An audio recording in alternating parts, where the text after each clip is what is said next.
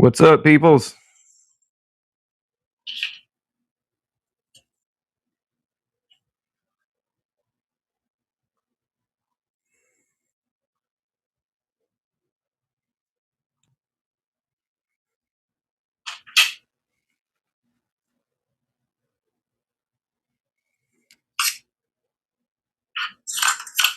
What's up, peoples?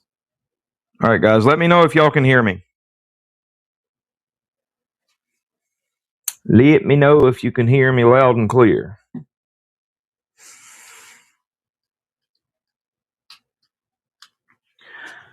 Kane, how's it going, brother? Michael, Sam, Luna, Jody, how's everybody doing? I want to thank you guys for helping me get to 1,000. It means a whole hell of a lot. I appreciate it. All right, sweet, loud and clear. That's what I want to hear. Evil, what's up, brother? Silent, how's it going? Marco?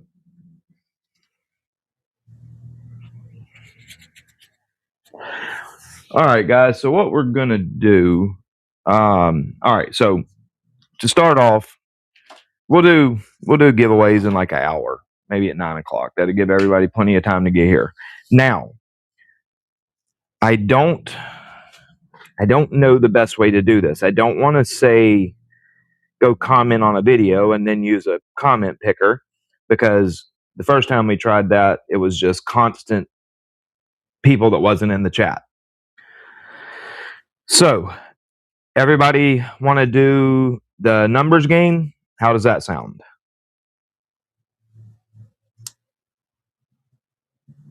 Y'all tell me what you want me to do.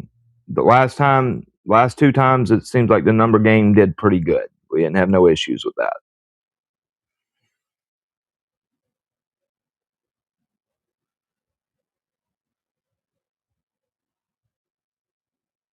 Awesome, Tom. Thank you, brother. With the numbers game, yeah, I think the numbers game is the best way to go. That way, everybody will be in here.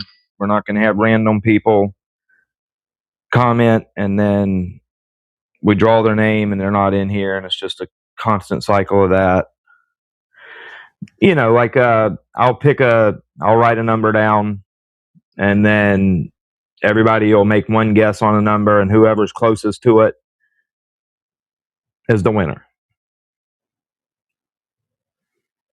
Like we'll give a range between, like, say if there's 20 people in here, we'll do like 1 to 50. I'll pick a number somewhere in that, and then everybody will make one guess on a number, and whoever's closest to it wins. Because we're going to do 6 giveaways. Because Angerstone donated a 10-pack of their diamond paste. That's going to be one giveaway. Lacey donated 1 bottle of stone fluid and 1 bottle of any emulsion you want. That's a giveaway.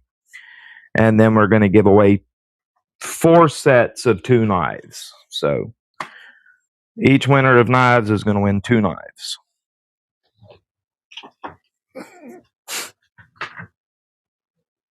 I'm out, then I'm at work. I won't be able to. I mean, if you're in here, bro, just type in numbers in the chat. Or if you're not, I got it. Whoever it is, winners have to be in the chat. So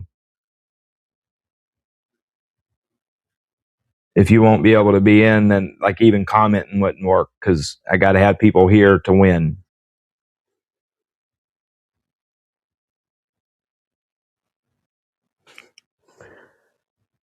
Just use search by hashtag. Yeah, but then the problem is I've did that. When we used the search by hashtags, I think the first 10 people I drew were not in the chat. I don't want to go through that again. It's too much of a pain in the ass. Yeah, we'll do the numbers game. I think that'll be the easiest. There's not going to be a ton of people in here, so it's relatively simple.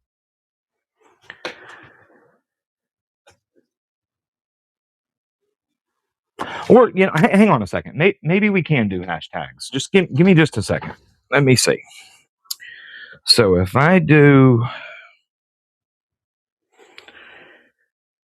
I just want the easiest, smoothest way.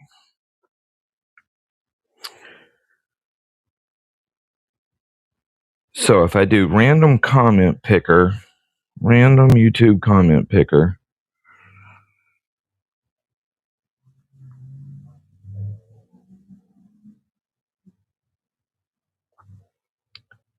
yeah, see, because when I did the last time when I did it with hashtag, I give people like a day in advance. It wasn't people. So people were putting that comment in that weren't actually in the live stream, and that's where the problem existed. All right. First 500 YouTube videos, comment shark. I just want to make sure I'm not going to have to pay for, like on Instagram, you got to pay for them comment pickers. I'm not doing that. All right, so here's what we're going to do. Okay, so we are going to we'll do hashtags where you draw. You're going to go to this video that I post in the comments. Go there and type in hashtag DCS, okay? And then we'll we'll draw hashtag, we'll draw off of those hashtags.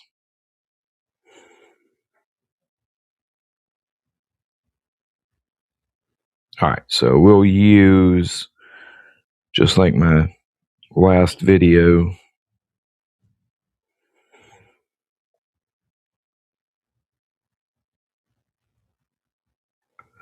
do one that don't got many comments on it.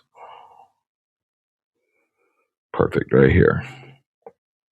All right, so you're going to go to this video, comment hashtag DCS. Copy link.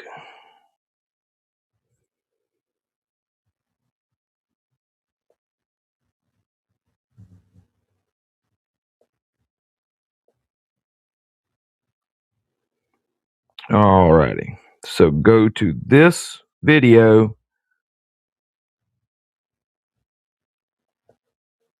and comment hashtag DCS. That's what we're going to draw off of. Can I pin that?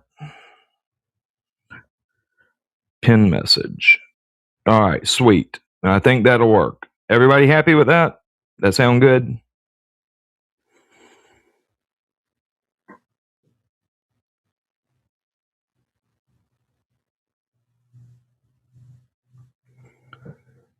Yeah, if I'm not mistaken, the spray bottles were just the first couple bottles she sent out to us to test it.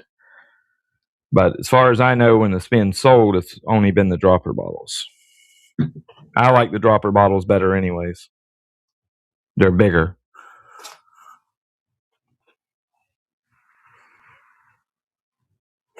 Okay, you're gonna go on that video and comment.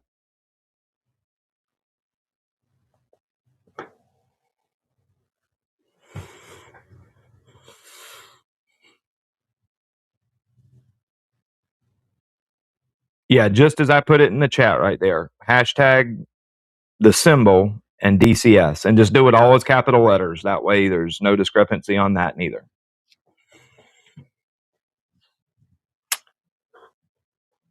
You see up at the top of the chat where I pinned a link?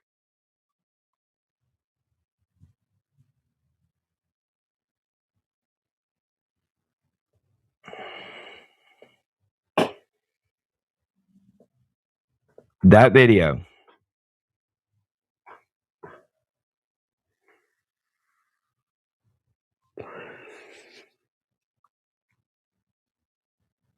Yeah, we'll do the giveaway drawings at around 9. That'll give everybody plenty of time to be here.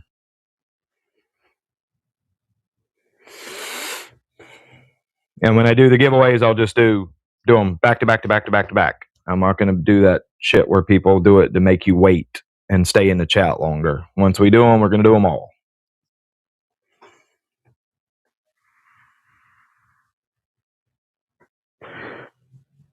Yeah, you're welcome, brother. thankful for the 1K subs. That's pretty cool. I figured it would be very difficult to get 1,000 people to actually follow. And it took some time. And it took a lot of video uploads, but I still figured it would take longer than that. And now that I've got that 1,000, I've gained like 80 in the past couple days. Normally it takes a while. Yeah, I like the Aster too. It's an awesome knife. Yeah, speaking of that, I'm going to grab me an energy drink. And I'm going to show you guys a really awesome new stone that's very well priced. And I really like this thing.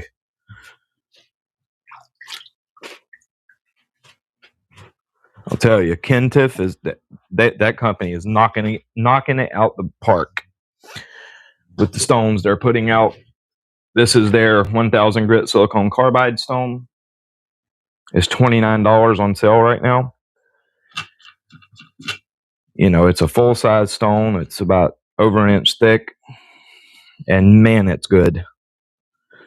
Like I've always really loved my Gritomatic silicone carbide stones very much.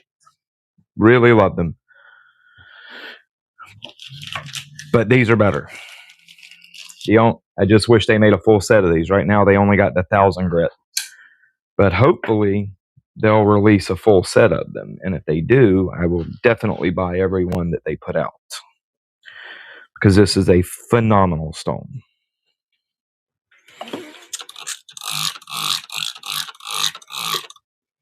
Like, I really, really, really like it. And I'll tell y'all, man, this is like the first knife I've ever bought from this company. I just seen it. It looked cool, and I think it was $17. D2 and G10. Crossbar lock. Pretty nice looking knife. So I just bought it. I think it was $16 or $17. I am impressed with this knife. That is a solid little knife for $17, $16, $17.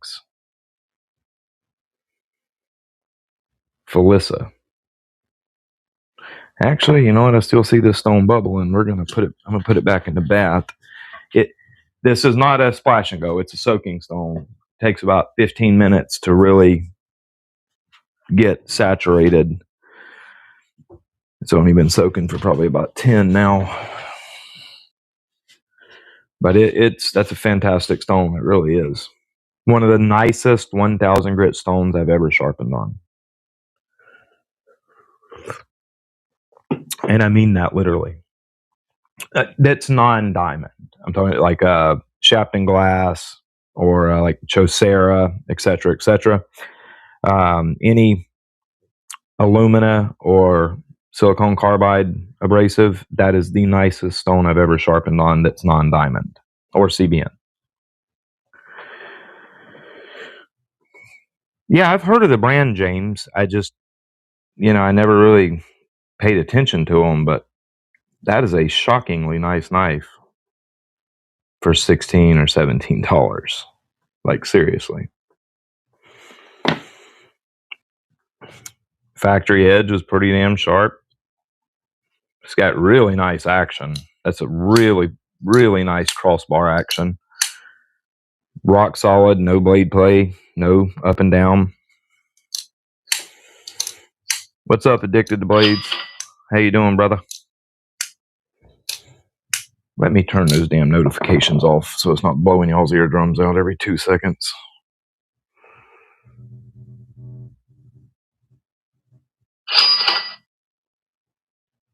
The notifications are really pissing me off. All right, now y'all won't hear any more of them. But yeah, better than 1K King. I'm serious, man. I think it's the best. I really like my Kormakus. I really like my King stones. I really like my glass stones. I really like my Chaucera stones. And I really like my Gritomatic silicone carbide stones. Now, I can only speak for the 1K on this because it's the only grit I've got, but I like that 1K better than I like any other non-diamond or CBN 1K that I have. It is really, really good. Cuts super fast, leaves a beautiful scratch pattern, really high edge quality. You have a nice high level of bite. You also have a very keen edge off of it. It's just a great stone. It wears very slowly. I mean, for $30, that's a hell of a good stone.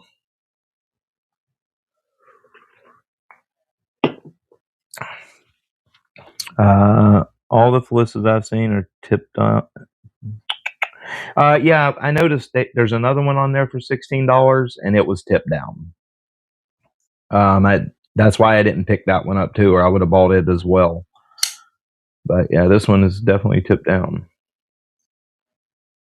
It's a pretty sweet little knife. Now, I can't say to how the steel's done.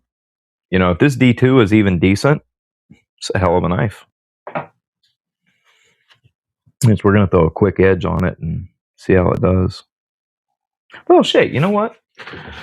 Let's see. I'm not going to do like a formal cut test on it, but let's see how the factory edge holds up. We'll do a quick cut test on it right now. Yeah, that should be plenty. Give that stone a little more time to soak anyways. Yeah, let's see how many cuts she'll do on this 1/2 inch on the factory edge. I ain't never did a live cut test before.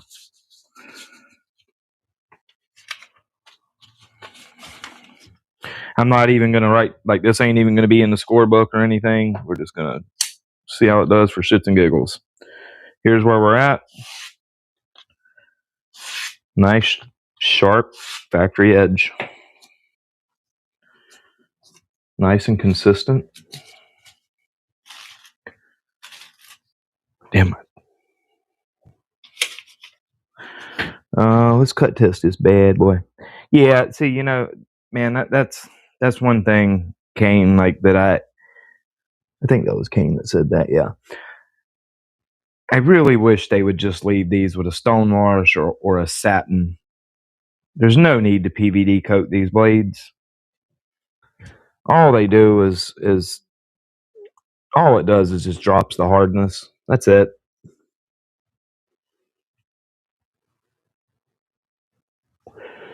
All right, let's cut this bad boy.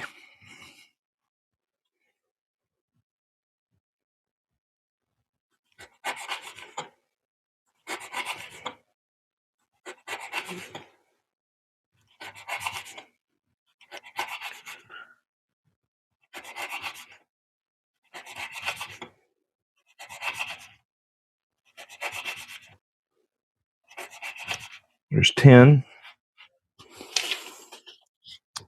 I'm not crazy about cut. Yeah, to me, it's just foolish. Like, especially on stainless steels. You know, like even D2. To me, it's plenty. It's plenty stainless enough. I mean, yeah, it will corrode, but it's stainless enough that you don't need coatings on it, in my opinion. And I live by salt water, so yeah, and that it gets scratched up, it fades. It's pointless. All right, so it did 10.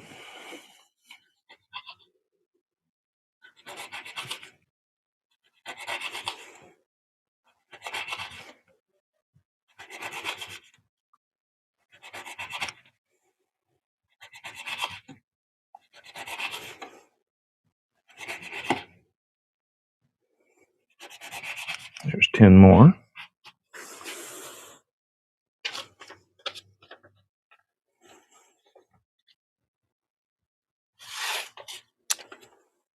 Oh, yeah, we're still good. Maybe not. Nope, we're good. I think it's going to do about 40, maybe. That was 20, by the way. Still cutting good.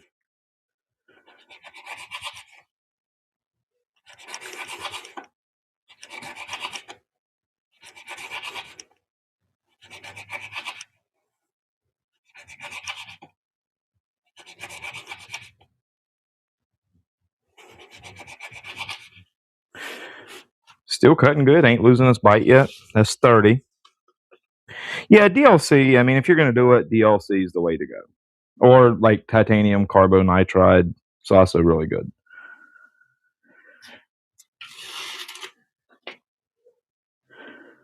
That might be it. That might be it. I think that's it, boys and girls. That is definitely it. Yep. Let me clean it off, give it its best chance. Which, I mean, realistically, that's right where I expect D2, a factory edge on D2 is in that 30 to 40 commonly. Now, that one brand, that the K110 and DC53, yeah, those cut a lot more than typical.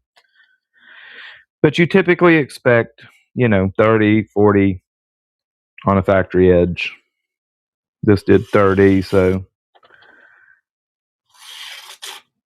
maybe we just needed to wipe the edge off. No. Yeah, we're good. So it did 30 on the factory edge.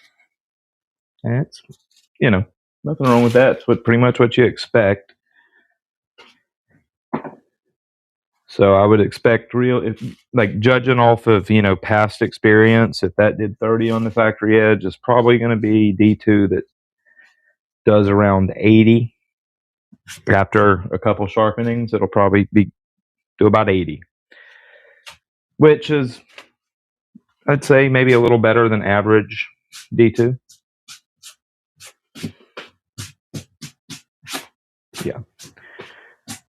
Average to maybe slightly better than average. Yeah, 30 ain't bad on a factory edge. You can't complain at that. Like those CC, FF, CC knives and K110 and DC53, they did 100 on the factory edge, but that's astronomical. That I still don't even understand how or why. Their factory edge, they must just not be. They're probably using a wet belt, and they're getting very minimal heat. Heat fatiguing, and that's probably why they're doing so well. They did so well on the factory edge. But this is common. This is what you expect from China D2. If it had did 20, I'd have been like, whoa, wait a minute, but 30 to 40, that's dead on. You see the glinting. Right? You see the glinting. It's just typical heat fatigued factory edge. And yeah, it is a nice looking knife, and it's super smooth. Like, fantastic action.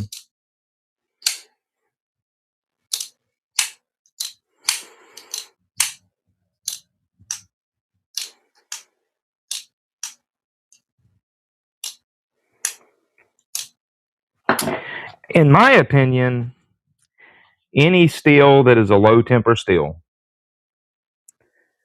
DLC, carbonitride, PVD, it doesn't matter. If it's a stainless steel, there's no reason to put a coating on that blade other than for looks. Like you get all these companies that are putting out like Magna Cut, for example, or whatever, M390 or whatever, and they're putting a PVD on it. That is absolutely stupid, in my opinion. If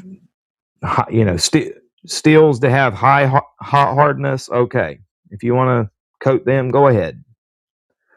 But don't do it on stainless steel that's tempered at 350, 400 degrees. Like, it just doesn't make any sense.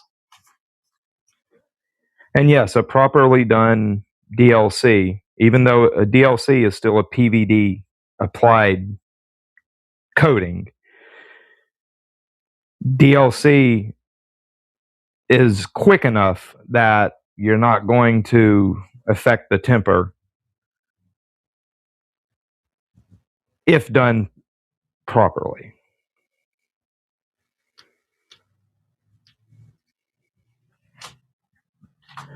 Nah, I don't want to screw it up. Also, everybody, because there's more people in here, everybody in here at the top of the chat, you see that pinned message? That's a link to the video. Go type in. This is how you enter the giveaway. So go to that link. It's going to be the Spartan, Aster, and Talos video, and type in hashtag DCS in the comments, and that's going to get you entered for the giveaway drawing.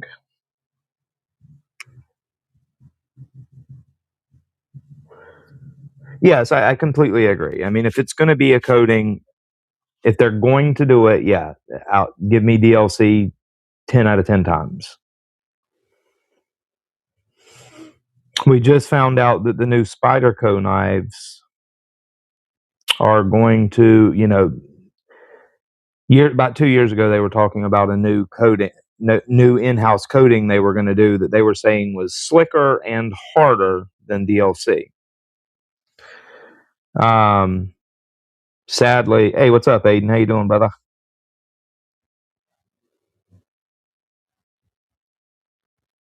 But it's we know what it is now, or we know what the new coating is going to be, and it's definitely not harder than DLC.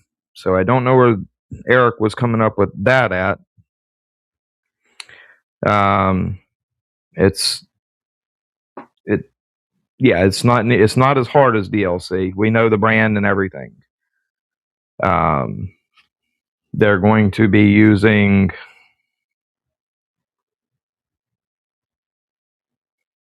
this right here by Vaportech Industries, and they are going to be using zirconium oxycarbide.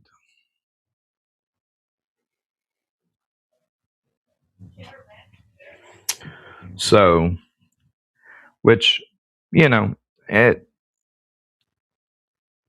sure it's still going to be a very, very hard coating, but not DLC hard.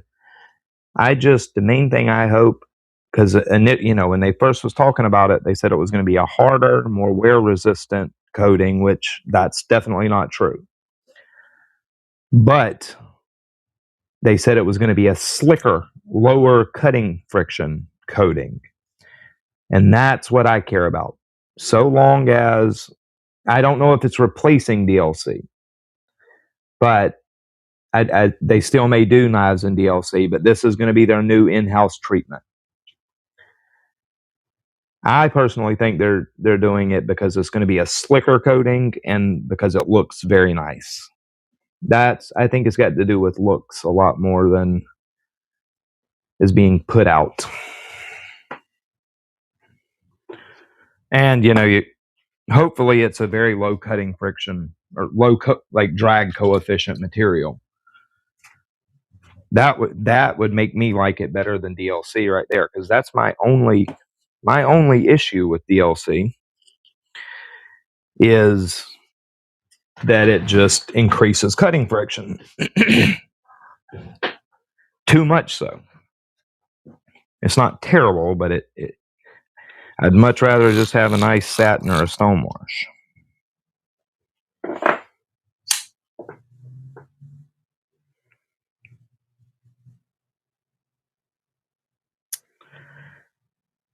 Yeah, it's a zirconia based coating.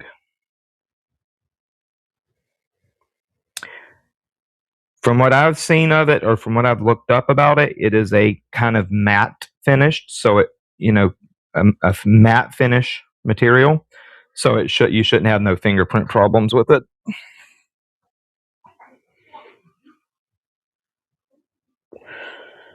The coating looks exactly, and I think that's mostly why it's done. Is it's that tactical, cool looking. When you do it with like that matte dark finish and like a coyote tan. G10 or something, it looks, it looks tactical. And I just wish they would do, I wish stonewash or a nice satin. Believe it when actual testing comes in after. Yeah, I mean that's the best you can do, brother. But I'll have some here pretty soon. So, and I will definitely be putting it to the test. I'll tell you that. I want to see how it wears.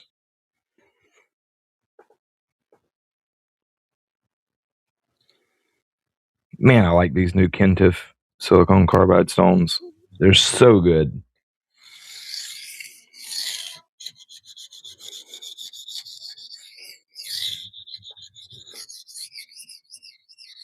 Cuts nice and aggressive.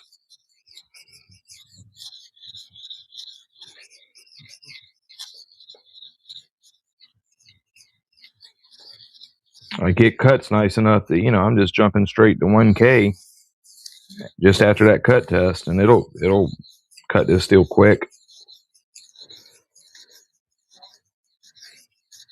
Such a nice filling stone.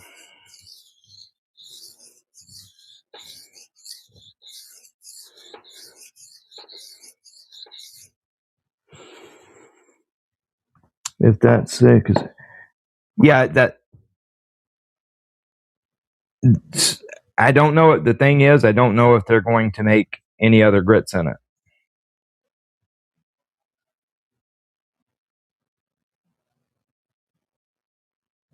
Stone? Are you talking about the stone fluid? Is top tier? If so, yes, it absolutely is.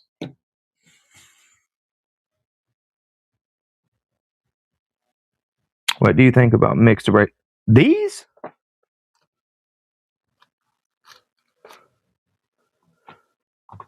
These here from Kent, dude, everything Kentif is doing is fantastic. These right here are absolutely awesome stones. This is the mixed abrasive. It's 30% silicone carbide, 70% diamond. They're very aggressive. Have a ton of diamond in them. These are awesome stones right here. For the money, they're crazy good. I have the whole set. I have the whole set of both of them.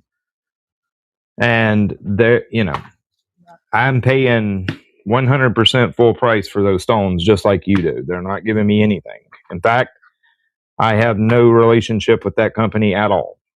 I've chatted with them, asking them about, new products and stuff, but that's it. That now I haven't tried out any of their like aluminum oxide stones, but the silicone carbide, this one here, fantastic. The mixed abrasive, fantastic, and the solid diamond, really fantastic. This one here is not splash and go; it's a soaking stone. Takes about a good 15 minutes to soak, and that's annoying. I wish it was a splash and go too, but I will happily take the soaking stone when it has this nice of a feel. Like, this stone has such a beautiful feel to it. A feel that you will never get from a splash and go. Like, it's just really, really, really good. And of course, that damn compressor is going to kick on. Hang on a second. Let me cut that off, guys, so y'all don't got to hear that, because that's really annoying. But yeah, these are fantastic stones. This company's doing things right.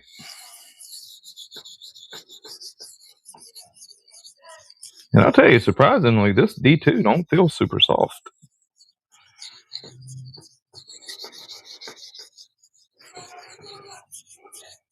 But I have no doubt that anybody that buys one of these stones right here, they will like it. I've sharpened K390 on it. It's beautiful.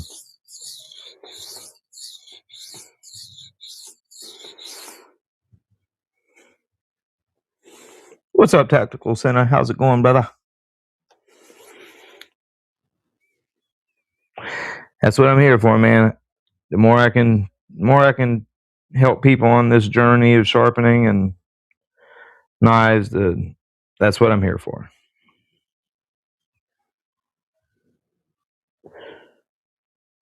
Well, no, I on both of the mixed abrasive and the diamond, the all diamond, I have the full sets of them. I like every one of them. They're fantastic stones. 400 to 5K on both sets. This one here, they only offer right now in 1K. I wish they would put a full set out. I'd buy it the moment it hits Amazon. I'll buy it. Yeah, that Schiefer cut stone's fantastic too. They're really, really good stones. Yeah, look at that finish, man. It's such a pretty finish. Okay, I'm on camera. Super consistent. Just such a nice finish. Tactical Center, you doing okay, brother? Hope all's well with you, my man.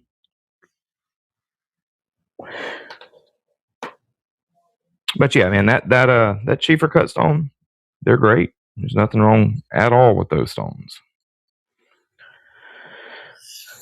You know, I know some people was having issues with them where they were wearing overly fast or they was scratching, you know, digging into the stone.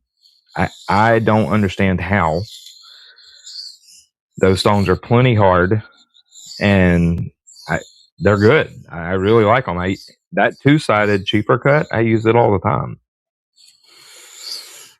It's a really fantastic stone.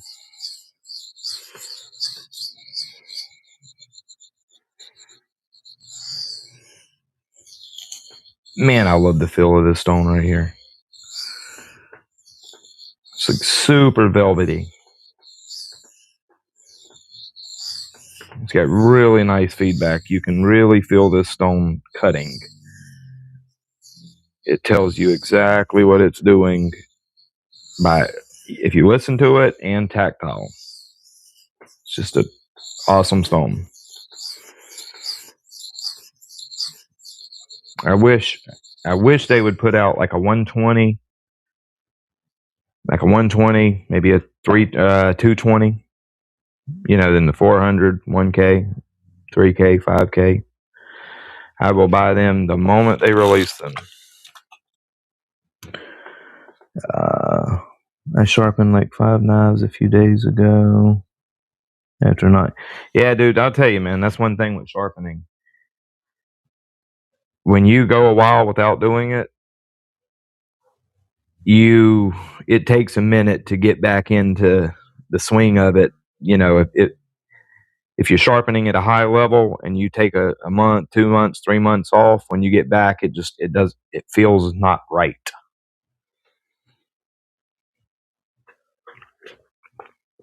I try to go at minimum, like no more than a week without sharpening.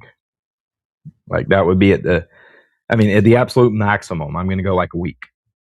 I try to sharpen every day, and I usually do.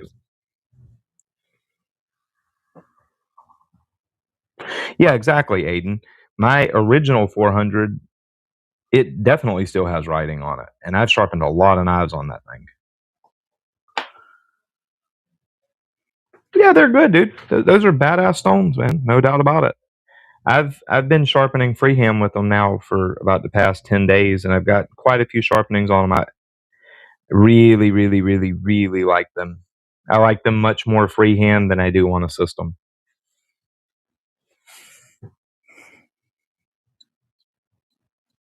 Like the more I've used them freehand, the more I like them. With on the system, they're great too. I don't really like sharpening on a system.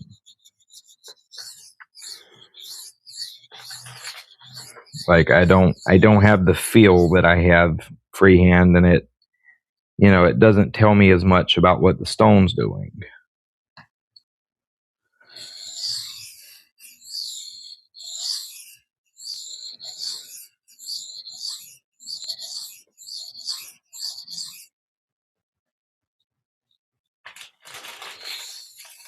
But I'm going to keep harping on Kentiff to bring out a full line of these stones.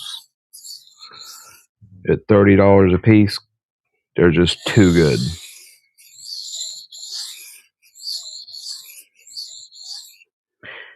And this D2 is definitely not no super soft D2. I'll tell you that.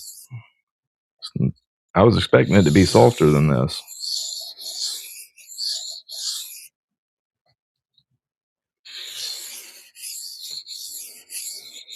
Really cool little knife for 16 bucks.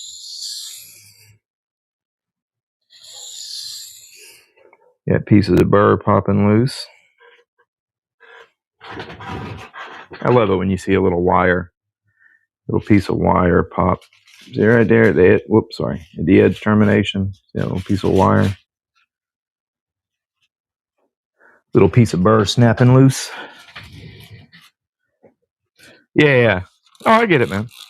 Like setting your angle and then going freehand. Yeah, I do it.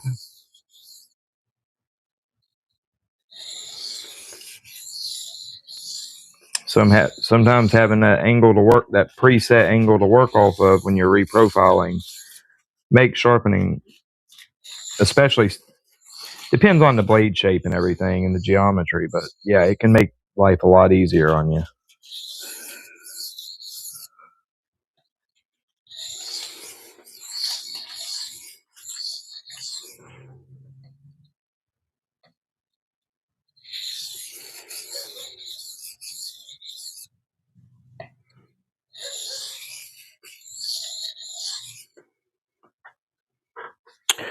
Did you just say, wait, what?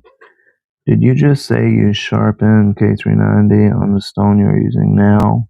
Yeah, the 6 stone, I just wanted to see how it would do on a substantially harder and more carbide rich steel. It cut it, no problem at all. I mean, will the edge last as long as a diamond edge? No, probably won't. But it'll be relatively close, and this stone, cut 64-ish, 64, 65 HRC K390, cut it no problem. No problemo. There's plenty of abrasive in this stone. It's not a super friable stone. It doesn't release abrasive super fast, but it cuts quickly. And it leaves a very aggressive edge finish. But also refined. It's perfect 1000 grit stone, man. Perfect 1000 grit stone. Here's the finish it leaves. Come on, camera, stop jumping back and forth.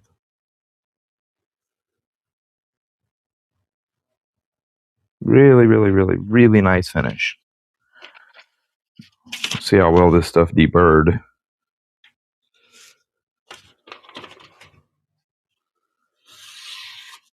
Nice. Oh yeah.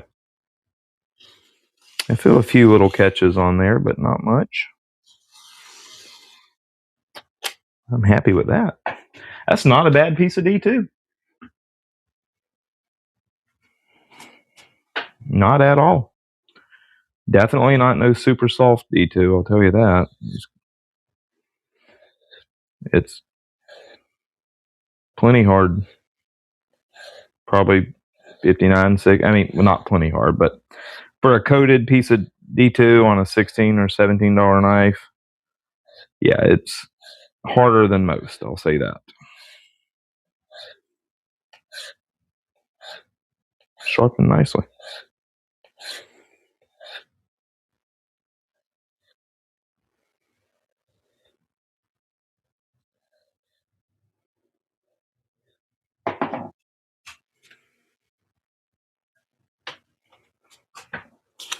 No complaints here. Oh yeah, look at there. No problem swirl cutting.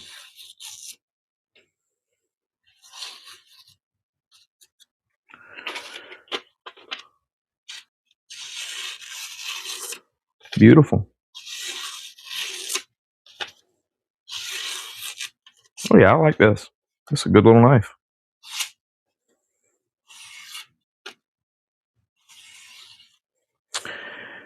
Tell you what, you can't, for 16 bucks, I can't remember what I paid for it. 16 or 17. $15.99 or $16.99. That's a sweet little knife for that little bit of money. If you're looking for a budget work knife, that's pretty damn decent little blade right there. And let me get the microscope out and show y'all. Well, I'll try to show y'all. Y'all know how that is. These cameras do not like looking at a screen, I'll tell you that.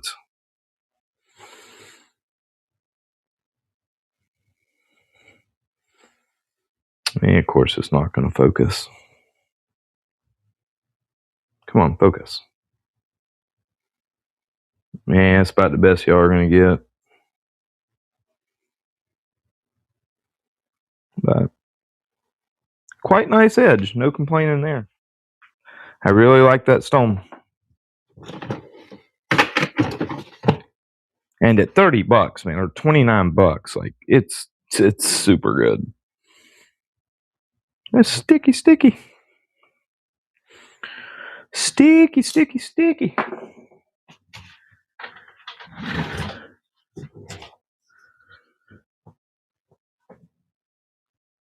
All right, I've been ignoring the chat, or not really ignoring it, but not really staying on top of it while I'm sharpening. Let's see. What do you recommend for a stone maintenance? Exactly what Aiden said. Silicone carbide. What I use, just get you silicone carbide powder and a piece of like marble countertop, scrap marble countertop. That works beautiful, or float glass works beautiful. And you know, just buy a good quality straight edge for about $10. That way, you know, it'll be a truly straight edge. You're talking, you know, maybe 2 or 3 thousandths from flat, which is plenty for a sharpening stone. And that's, you know, that's how you measure, see how flat your stone is. One of my 1K, my grind knife 1K was pretty badly out of flat when I got it. It took me about an hour to flatten that, maybe an hour and a half to flatten that bad boy. But every other one has been really good. And with as hard as the resin on those stones are, it's going to take a lot of sharpening to get them out of flat anyways. My freehand edges all look like convex edges. I mean, man, okay. To some extent, we all convex freehand edges. Nobody can do a truly perfectly flat, not even the best fixed angled system on the market. They're convex to some degree. Now, like I say, I can hold a perfectly flat V, and I can, but how perfectly flat? Like, it's still convex to some extent. And even if you convex them heavily, it's not necessarily a bad thing. As long as they're sharp and they cut good. I mean, would I rather have a really nice flat V? Yes.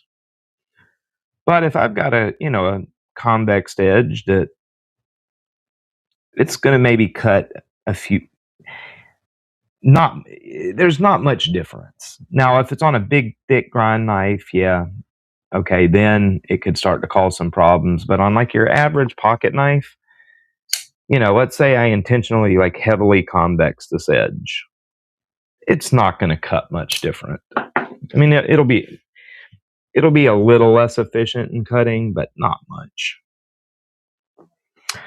Okay, I was wondering because I thought that was wrong. Yeah. I mean, I wouldn't suggest it. For me, it was a test just to see how the stone would cut steel that was around 64 to 65 HRC. But no, it's by no means was that the ideal edge. Like silicone carbide and K390 you're going to have a healthier edge if you did it on diamond or CBN. I was just trying to see how well it would cut 64, 65 HRC steel matrix. And it done great. Let's see. Honestly, get yourself some cheaper 14C. I agree 100%, Todd. When you're learning to sharpen, it is imperative that you're sharpening on a decently heat-treated piece of steel. Like when you hear people say, oh, use dollar store knives to learn how to sharpen and everything. I mean, you can, but you can be doing a decent job. Say you have a really poorly heat-treated piece of steel. You can actually be doing a pretty decent job sharpening and have a terrible edge. And it has nothing to do with your sharpening. It's the steel. So you want to make sure that you're using at least something that's got a decent heat treat, so the steel reacts to the stone how it should. That way, when you're doing a good job, the steel will let you know that you're doing a good job. What brand? This knife right here is Felissa. I don't know what it's called, but I'm going to do a review video on it, so I'll have a review video up on it tonight.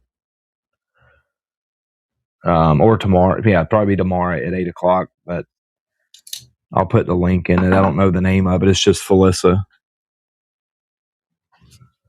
And I think it was $16.99, which is, it's crazy, man. Like, how do they make that good of a knife for $17 or $16? It's crazy.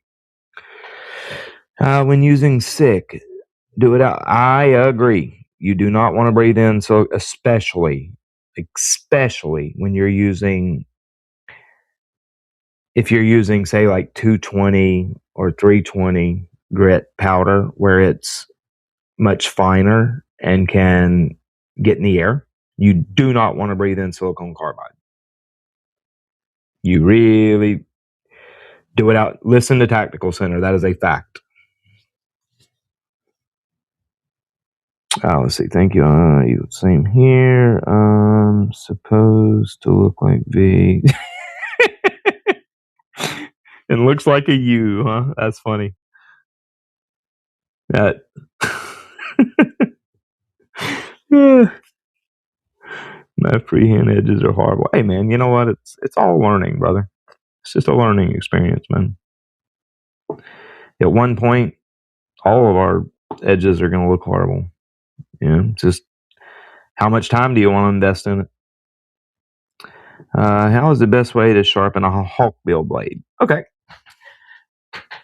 I don't know if I have a. Let me think. I don't think I have one here. Okay. How I do it, one of two ways. I have a set of stones that are curved top stones, and they work beautifully for that.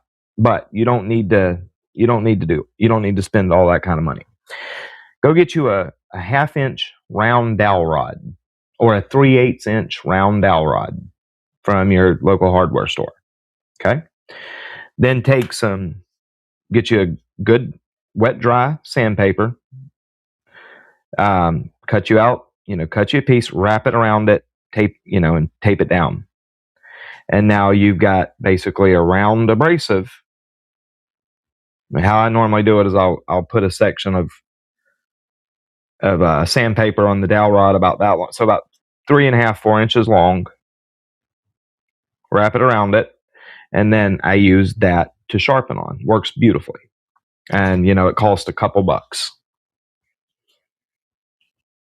And I wound up getting a really good deal on a set of the Neve. I think they're called Gemini stones or something like that. That's their curved top stones, and I bought those. Yeah, they're fantastic, but you don't need that. A dowel rod and some sandpaper, beautiful.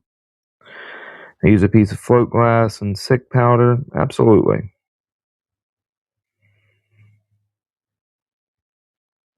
Yeah, just, I mean, spray a little bit of water on it. The problem is mainly when you're pouring, like if you're using, like say I'm lapping a higher grit stone and I take it up to like say 800 grit silicon carbide powder. That's very fine powder. It gets aerosolized easy. That you can bet your ass I have a fan. When I'm sprinkling it down, I've got a fan that's a few feet away from me that's lightly blowing air away from me, and I'm doing it outside. That way, there's no way I can breathe that stuff in because you really don't want to do that. I need to just go buy me a respirator, and then I wouldn't have to worry about it. Gas station knives are the hardest to sharpen. Facts. No doubt. Actually, no. Well, yeah, kind of, but no. These are the worst knives to sharpen.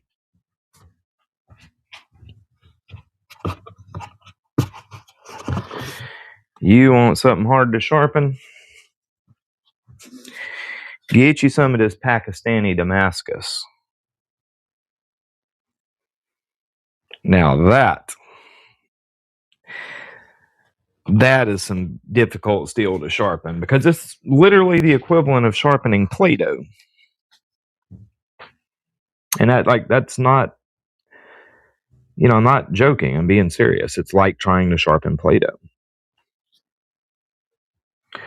Dale Wayne, I've had steels leaf burrs that look like aluminum foil. Yes. Okay. Foil burr, if you really look, it's not something you hear very much on. I'm pretty much the only channel that really talks about it, as far as I know anyways. A foil burr will come from too much retained austenite. It'll also come from severely burnt edges. And, it's just part of it. If you have a good heat treat where you don't have too much RA, that's not going to happen unless you're working with a pretty severely burnt edge. Or not, I hate to use the word burnt, a heavily heat fatigued edge.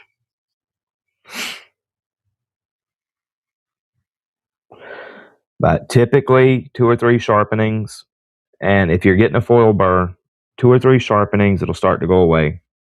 If it don't, then it's very likely not a heat fatigued edge. Then it's probably an RA issue. And if that's the case, it's going to stay that way through the whole knife. Like that, like this knife right here.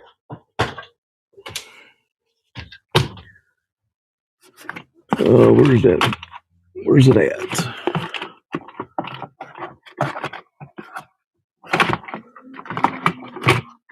Come on. Of course I find every knife except the one I want. That's pissing me off good. I'm sorry, guys. Hang on. I'll be right back with you. Literally the last knife I can get to. If I would have wanted something else, this would have been the very first one. Like this piece of 3B from Kaiser right here. This has serious heat treat issues. Like, is it sharp? Yeah, it's sharp. I mean, I can get any knife sharp. But it'll literally form the nastiest foil burr I've ever seen. You almost cannot get it off. You pretty much have to cut it off. Normally, foil burrs, you can get it off. It might take some extra effort, but you can get it off with your typical deburring methods. This here, forget about it. You pretty much have to take a ceramic, go maybe, a quarter of a degree over your sharpening angle, and literally cut the burr off on the ceramic. That's the only way to get it off. Mega heat treat issues with this knife right here. And it's on probably 10 edges. That's one of the worst pieces of steel that I've ever had.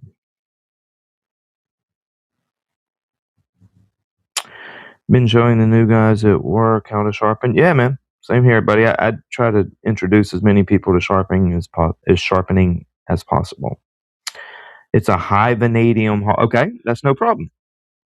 Exactly. Go with a diamond rod, or you can still do what I said.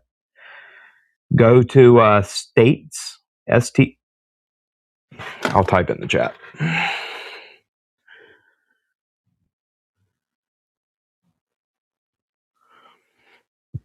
Go to States LLC. Go to their website to search up States LLC. No, you didn't. We haven't. We're fixing to do the giveaways here very shortly. Go to, you see the link in the top of the chat? Go to that video and type in, make a comment, hashtag DCS. Do it capital letters. Everybody who hasn't entered the giveaway, go do that because we're fixing to do the drawings here in just a few minutes. But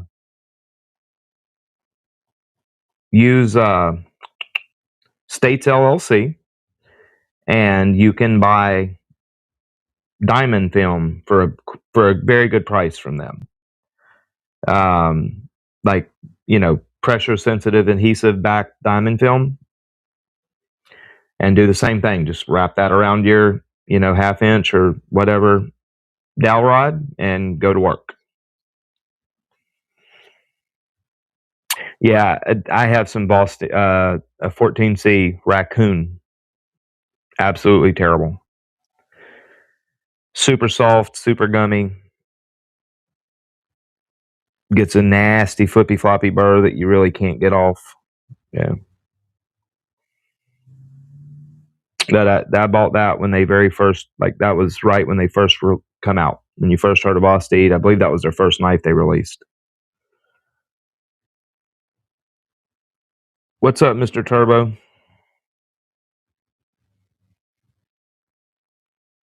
Everybody, want to say thank you to Turbo Mini for donating to the giveaway too.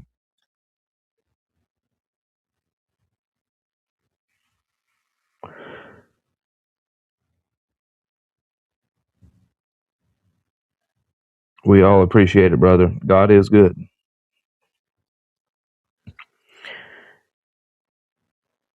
Let's see, my QSP Penguin in D2 and my Kaiser Smolten 3 feet.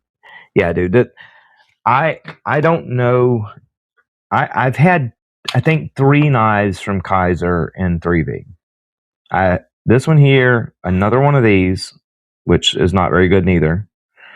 And I believe I had a chili pepper or something like that in 3V. Maybe not. A little folding knife. None of them are any good. Yeah, they're just not very good. Now, it may be a batch thing. Maybe I've just been unlucky. Maybe they do put out some decent 3V. I don't know. Every piece I've had, I will say that little folder wasn't bad. It just wasn't very good. These knives here, though, save your money. Okay. This goes across the board. If I'm going to flatten a stone, especially a really hard resin stone, like the grind knife stuff, I'm going to start out on 60 grit regardless. So I just buy, it'll be 50/60 grit silicone carbide. And that's what I'm going to start my lapping on. That way I quickly remove enough material to get it flat. I don't want to be babying around with say, 220 or, 180, anything like that. Start with the really coarse stuff. Okay, at the top of the chat, you see the pinned comment from me. Go to that video. Hang on, maybe I can. This video here. Type in, sorry, all modding in 2 channels. Add. All right, silent. know what? And let me do this.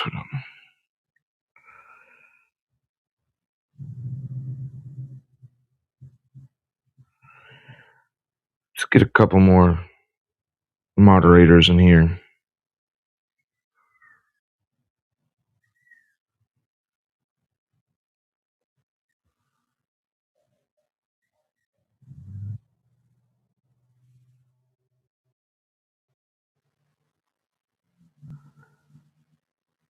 Sorry, guys. Hang on. I'm still here and just not talking for a second. Anyways, and now go to that video and do hashtag DCS capital letters. So, holy cow. Are you serious? What's up, Dale? I've got a channel member. Holy cow.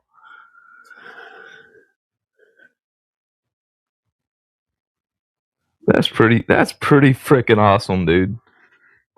I've got a freaking channel member. That's badass. Thank you, man. I love it. Can you do a vid on freshly lapped? Yeah. Actually, you know that's a good idea. I can do that. I'll do a video on actual, like, the whole deal from lapping, the whole 9 yards, and I'll even do it with FS, with super vitrified stone.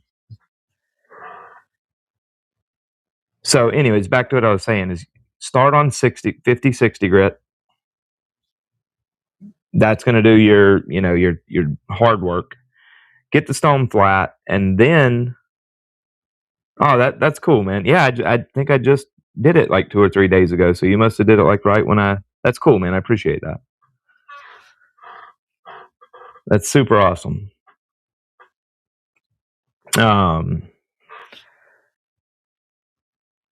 So and then you'll go up to whatever you want, grit wise. Like how I prefer my stones to cut, like say it's a 1000, I'm not going to lap to 1000. On a 1000 grit stone, I would finish that stone on like lapping powder at say 400 or 320 even. I don't like my stones to have that super glassy feel. So like like the 120, for example, if I lap it on if I start my lap on say 50 or 60 grit, that's where it's going to be. I'm going to sharpen that way. 600, I'm probably going to lap it on I'm going to finish it probably on 220, and that's where it's going to be. Now, if you prefer the more like glass, like a more glassy feeling to your stones, then you can lap them to a higher grit. But to me, I personally don't like that feeling. I don't like to feel a stone not cut. Yes, the smolt was in 3V and gave a terrible burr. Yeah, I mean, but see, what's crazy is I hear a lot of people say they really love their Kaiser 3V stuff. And the only thing, I appreciate it, James. The only thing I can come up with is that the people that are typically saying that aren't sharpeners or really users. So they just say it because they like the model and they're like, oh yeah, this 3V is great, Because from my findings, it's not very good. Their 4V I've had a couple knives from them in 4V, which was really bad. That Rex 45 I had from them was amongst the worst steel I've ever had. And I'm not kidding. It's bad. And their 10V, it seems like I did have one knife from them from 10V that was decent. And I had 2 or 3 that was really pretty poor. But I'm trying to get another 10V knife from them now to do a cut test on. I'm not going to buy it. I told them, I was like, hey guys, it probably would, if it performs good and I do a cut test video on it, it's probably going to get y'all quite a few sales on your 10B stuff. But I've had experience with your 10B before, and it didn't perform very good for me, so I'm not going to spend my money. If y'all want to send me one to cut test, I'll do some videos on it, cut test it, sharpen it, give my viewers my feedback on it along with the data from the cut test. And I was like, I'll even send it back to y'all. I'm just not going to risk wasting my money on something that was, yes, that's what it was. It was the Mystic, and legendarily atrocious is right. It was bad. And I think I paid $180 for that knife. They did a 10D harpoon a couple years back. I mean, dude, the 10D I've had from them is, like I said, I have one that was decent. It was noticeably harder than everything else I had in 10D from them, and I wouldn't say it was good by any means, but it wasn't bad. But every other piece of 10D I've had from them has been bad. Yeah, see, there you go. Like, it's, I hear quite a few people say they get, knives from them in 10B, and it's pretty good. Just my experience, but I also haven't had anything from them. I haven't had any 10B from them in, like, I'd say it was probably over 2 years ago when I bought 10B from them. So maybe they tightened up. But after getting this 3V and getting two of these, and both of them, one's terrible and one's pretty bad. Or, I don't want to say pretty bad, but not great. So one's terrible, one's not great. It kind of makes me want to try their 10B again. Mainly just to do an edge retention test for video. But I don't want to spend $100 on something that might be absolutely terrible like it used to be.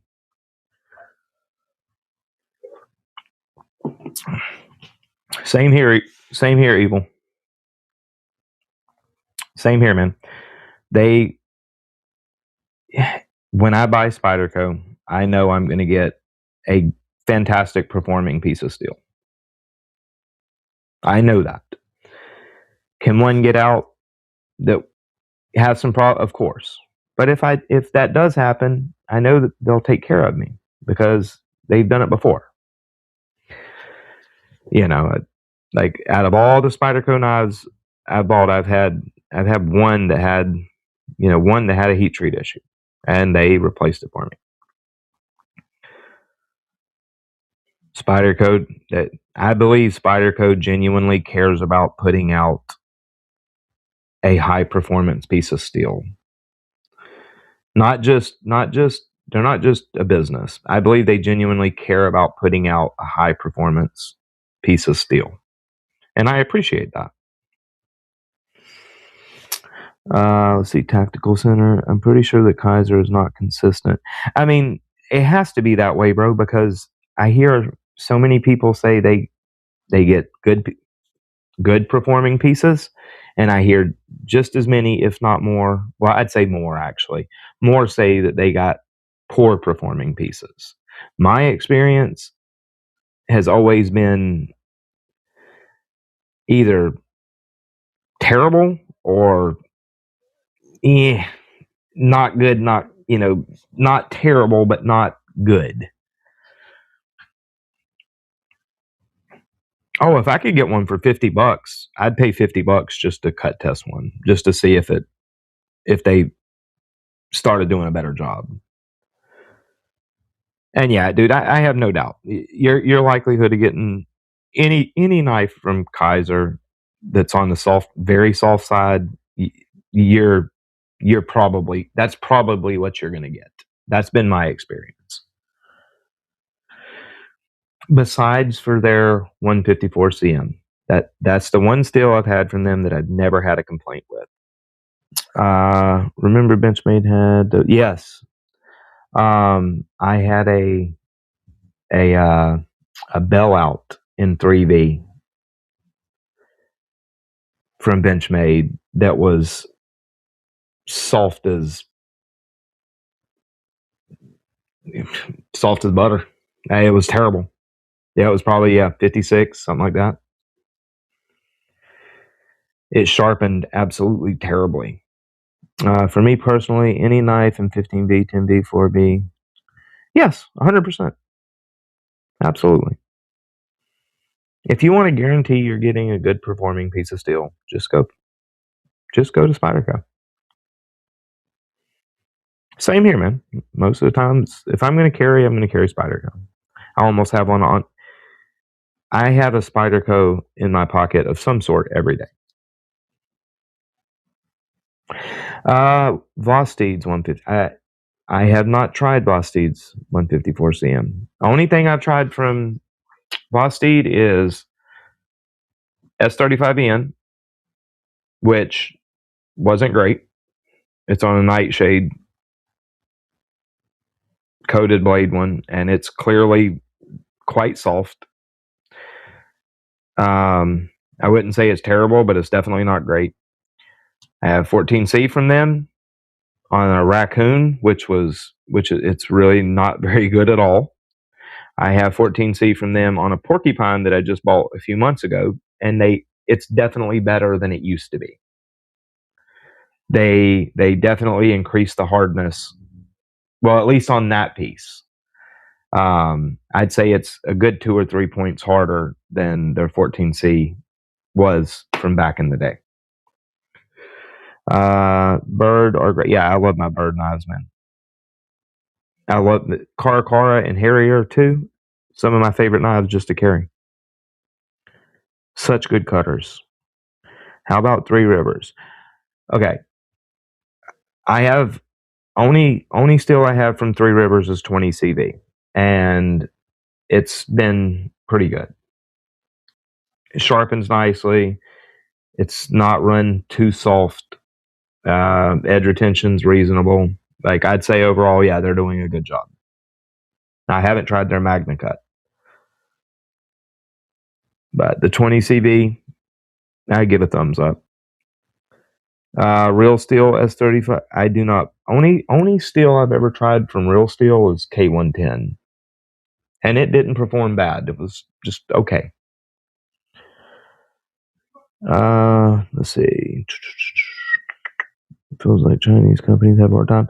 Yeah, man, that's the way it seems. And see, I've always said, I think they try extra hard on their budget stuff. Like with Kaiser, their VG10 was pretty good. Their N690 was pretty good. Their 154 CM is quite good.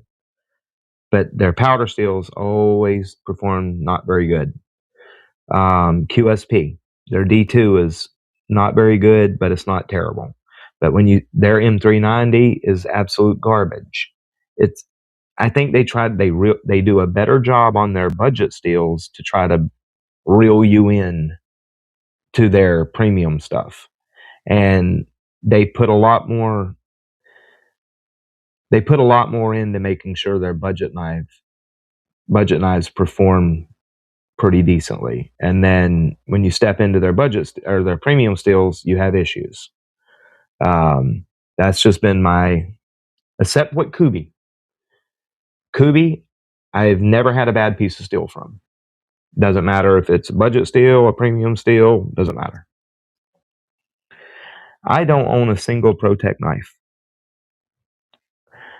I personally love M398. Believe it or not, some will disagree with this. I don't even mind my Italian Spyderco's and M398. Good performing steel. If you like a edge that really holds its aggression for a long time, it doesn't hold its fine edge very good, but it holds its aggression for quite a long time. M398 is a solid steel, even from the Italian guys. If they just run it a little harder, it'd be fantastic.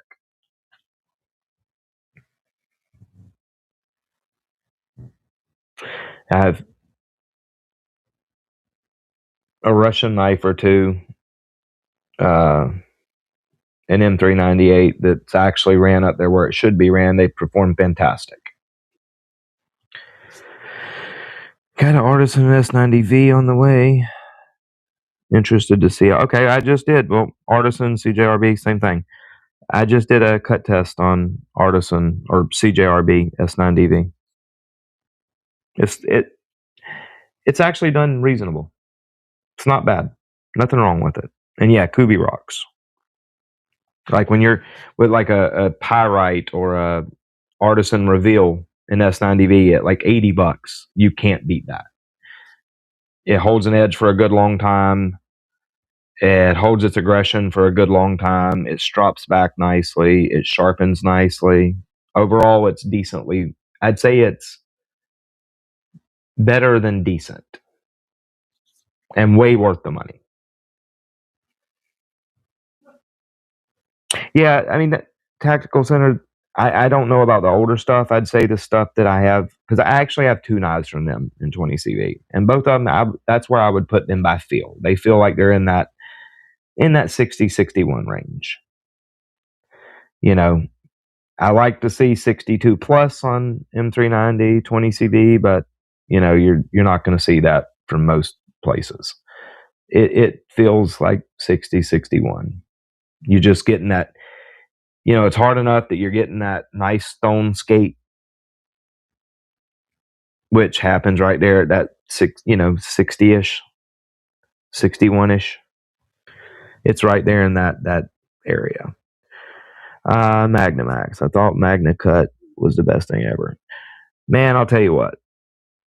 They should have left Magnamax as the Magnamax needed to stay the composition it was in the mules we got. That is a really good performing piece of steel. But they changed the composition, they upped the chromium, like, you know, those mules coming out 65, 66 Rockwell, they cut forever. They sharpen nicely. But they changed that composition, and now you're going to get, you know, Magnamax is going to be, you're going to see it, it's going to be 62, maybe 63 HRC. It's not going to cut, it's not going to hold an edge nearly as nicely as the Magnamax, which was Proto X that was on the mules. So I'm really not excited for any Magnamax stuff anymore, because once I found out about that composition change, knowing that the best Magnamax we were ever going to get was what was in that mule. And I don't know, it just kind of killed it for me. They should have left it as that composition. I mean, it raising the chromium and you know, other tweaks, to all they did was took and lowered the potential edge retention of that steel down significantly. So yeah, I mean, they made it a little more stainless. Okay, it's stainless enough. Give me that edge retention. I've been playing with Z12 Ultra, and it's a badass. It is a badass. I still haven't, and I've been really trying, and I still haven't got the piece of Z12 Ultra I've got to where it won't slice paper. And I've been trying to kill that edge, and it's still clean slice paper without it. It hasn't even been stropped now in like over a week, and I'm intentionally trying to kill that edge. Whew, an M398 military too. Whew, buddy. I'll tell you what, you better be careful with that tip. You better be careful with that tip. Z-Wear, I totally agree. Z-Wear is great. I like Z-Max. Z-Max, good stuff too. All right, guys, let's let me get this giveaway stuff going. All right, so what we're gonna do,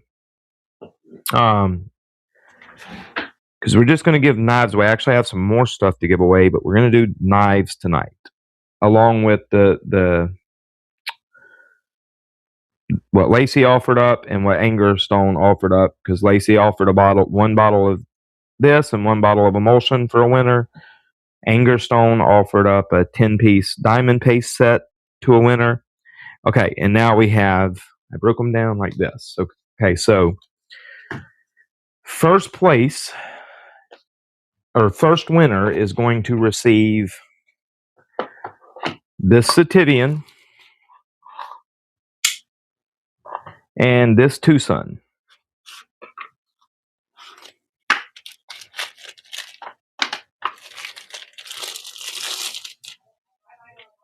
So that's going to be, the first winner is going to win this. I'm going to do another giveaway live stream probably in a couple weeks because I have more stuff that I'm going to give away too.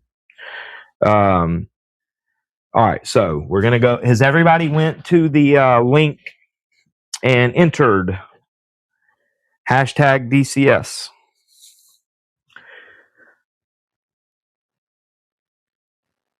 Which one? Yeah, actually, yeah, you be 100% winner. Exactly, Dale. Like, that's funny, man. Hell, I don't know. Maybe I've got more. I didn't know I had a member yet, so maybe I have a couple. I'm not sure. I don't even know how to check for that. Well, you got the chance to win some, James. Has everybody went to the link and commented hashtag DCS?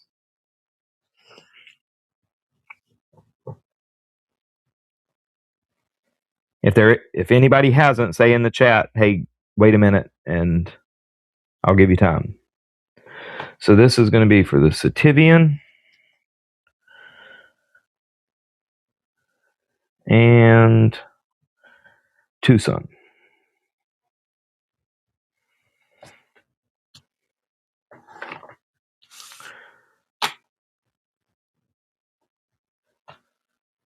All right, so everybody in? If you haven't entered yet, say it, because I'm going to give you like 20 seconds, and I'm going to draw. I've never won anything. Yeah, tell me about it, bro. Tell me about it. Tonight, maybe your night. Only 36 in here. Good odds.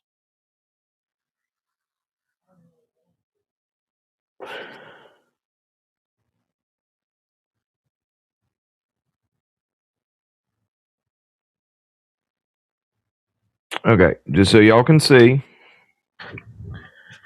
All right, we're going to go to the Spartan knife, Spartan blades. That's the entry video. And we're going to get this link, copy link, okay? And then we're going to go to comment picker. We're going to paste that link. See? All right, so now let's see how do I do this? Advanced options. That might be where. Okay, so text search. So do I need to put, yeah, I guess hashtag DCS. Number of winners 1. We're only doing unique authors, no replies.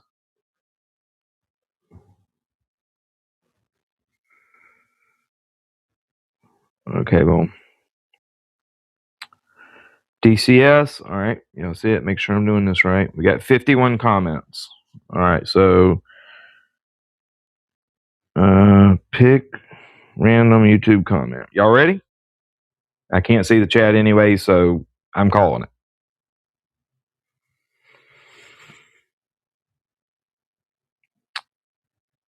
And of course, it didn't do the. Oh, okay, I see. Huh? No, I don't need automation. I was about to say what, because it put. Just give me the damn winner. Okay, right here, Thomas Wheeler. Is Thomas Wheeler in here?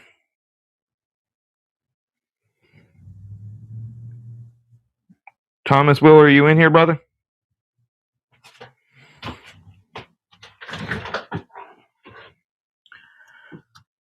You got to say here to win, man.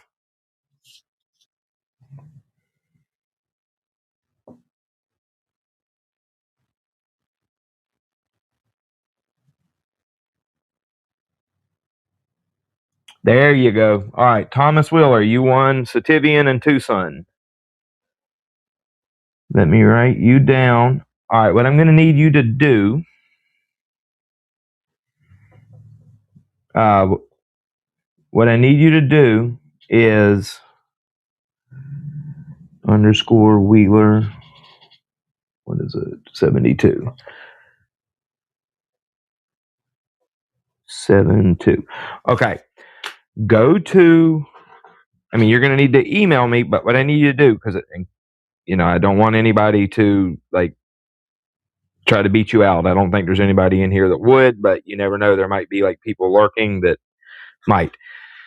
So screenshot me your, like, channel page so I know it's you. And email it to edcismyhobby@gmail.com.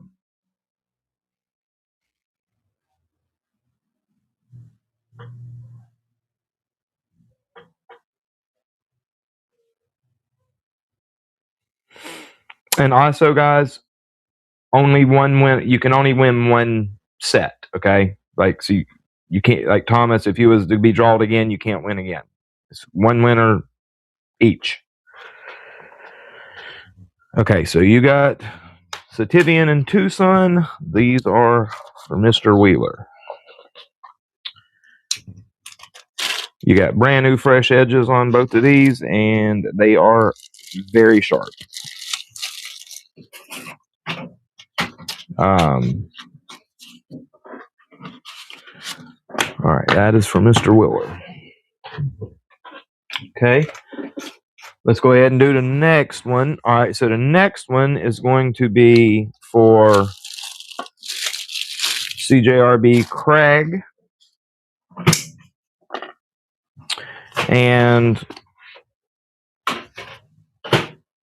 a Ganzo, a Big Daddy Ganzo. Now, I did not sharpen this edge. Just look, a brand new knife. I'm going to leave this edge as it is. It's nice and sharp. I'm going to leave this edge alone for you. As you're getting this as it is. I don't want to run up on that plunge grind, so this edge is going to be left factory. So you're getting both of these to whoever wins. You're getting two big boys. All right, so number 2 is going to be Ganzo and Crag. Number 2. And Craig. Okay. All right, let's draw number 2. So maybe I can just go back and redraw. Let's see. Okay. I'm just going to pick another random comment. Everything should say the same. DCS. Right. Same thing. Spartan Blade. All right, so pick another comment. Hey, looky there. You said you never won, James. Or maybe that's not what you said. You said you needed Lacey's stuff. Okay, well, James, you got you a CJRB and a Ganzo. But you got to say you're here, brother. I got to see you. Make sure I know you're here, but say you're here, James. What's up, Rockin' Knives? How's it going, brother? I know James is here. He's been here the whole time. But you got to confirm for me, James. Say you're here, brother. There you go. All right, so you won the Crag and the Ganzo, Mr. Gunmetal James.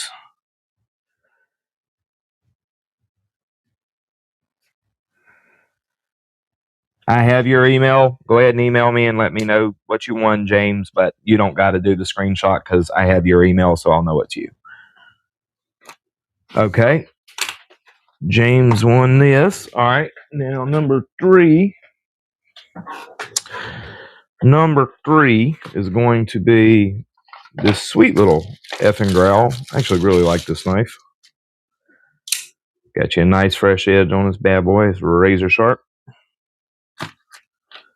And this little brother's like, it's like a kind of a Mannix like knife.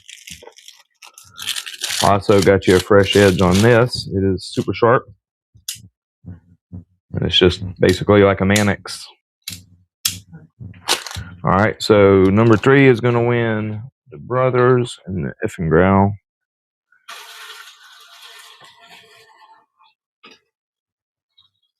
And the brothers. Okay, let's just, now we can just go through and pick it. All right, has everybody in here entered? If you haven't, go to that link and type in hashtag DCS in the comments and submit it. I'll give you like 20 seconds.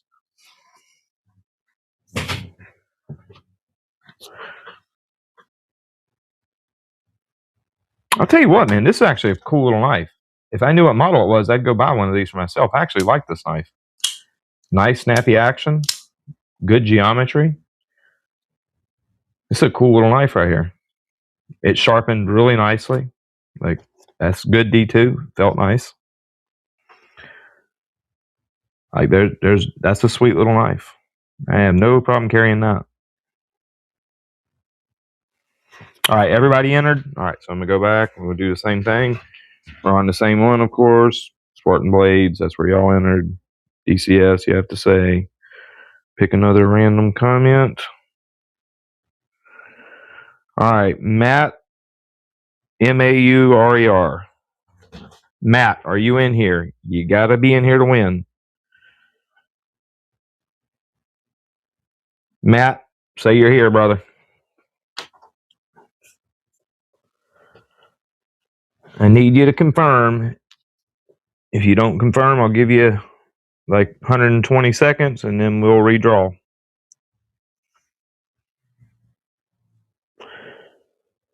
There you go. That's what I needed.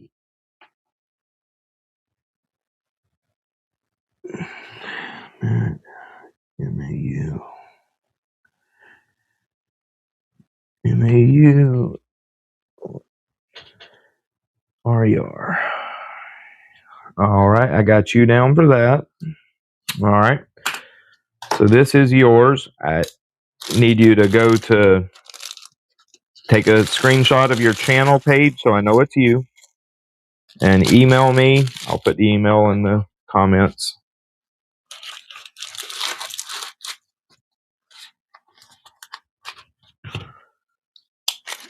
It's a really sweet little knife right here. I know you're gonna like this one. Like, that is a cool little knife, no doubt about it. That is yours. All right, so I need you to take that screenshot of your page and email it to me along with your shipping information to edcismyhobby@gmail.com. Roger, did you see brown sugar one? I don't know brown sugar. Yeah, congratulations, everybody. All right, we got one more. Now, you guys are, whoever wins this one is going to win this cool little 14C 28N. Super snappy little dude. It's a good 14C. I actually cut test this. Got you a fresh edge on it. Super sticky. Super sticky, and you're going to win a Asher Pickett in S35VN. Got you a fresh edge on it. Super sticky fresh edge. So whoever wins this one is going to get this. Alrighty, so everybody's entered. If you haven't entered, go to that link and then comment hashtag DCS. I'll give y'all like 20 seconds. So this is winner 3 is going to be for the Asher. And I don't know, no name. 14C knife. Okay. I don't know the name of this knife. I don't even know the brand of it. It's a cool little knife, but it doesn't have any branding on it. No branding. All right, so let's go ahead and draw. All right, so we're back here, of course. Same video and everything. Pick another random YouTube comment. Hey, looky there. Aaron won, but he's not here, I bet.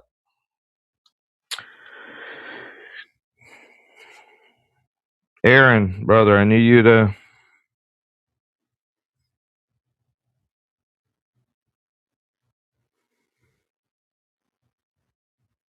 Aaron, I need you to say you're here, bro. That's going to break his heart. That is going to break his heart.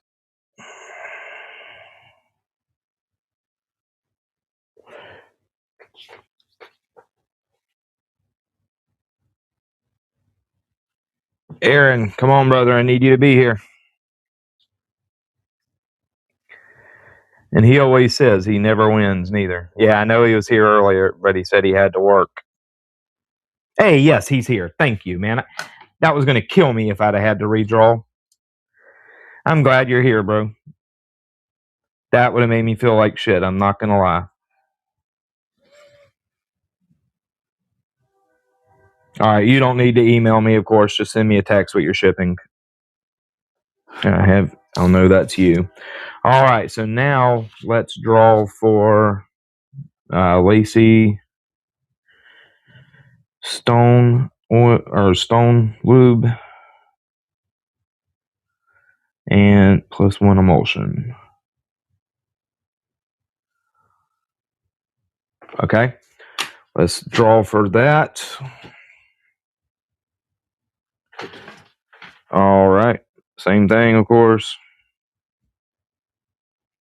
Pick another comment. Remember, you can only... All right, Dale Lane. Hey, looky there, brother. Looky there. Just so y'all see it, of course. I don't know if you've seen it, but Dale Lane. Dale, you won, brother. You in here still?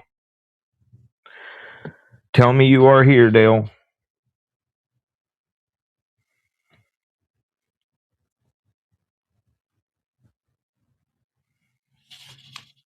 Tell me you are here, Dale. I think my first channel member, so that's pretty awesome. It picked him. Yeah. And you got the one you want? Sweet. All right. Email me your, like your channel so I can see it's you, like a screenshot of it, and your shipping, and I'll send that over to her, and she'll mail it. She'll send it out to you. All right, and now let's do for the anger stone.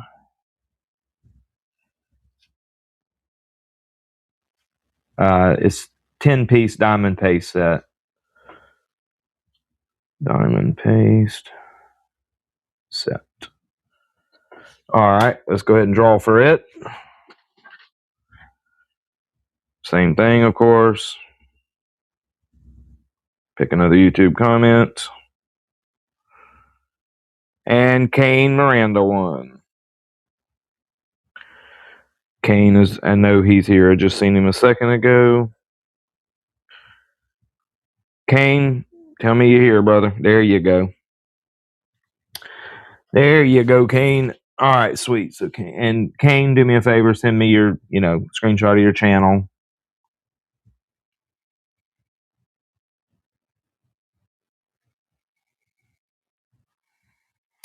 Kane Miranda, what actually is the Kane Miranda EDC? Alrighty. So that is the 6 giveaways for tonight. Now, like I said, I've actually got more stuff to give away, but I'll do that in like 2 weeks. Because it's more stuff I've got to sort out.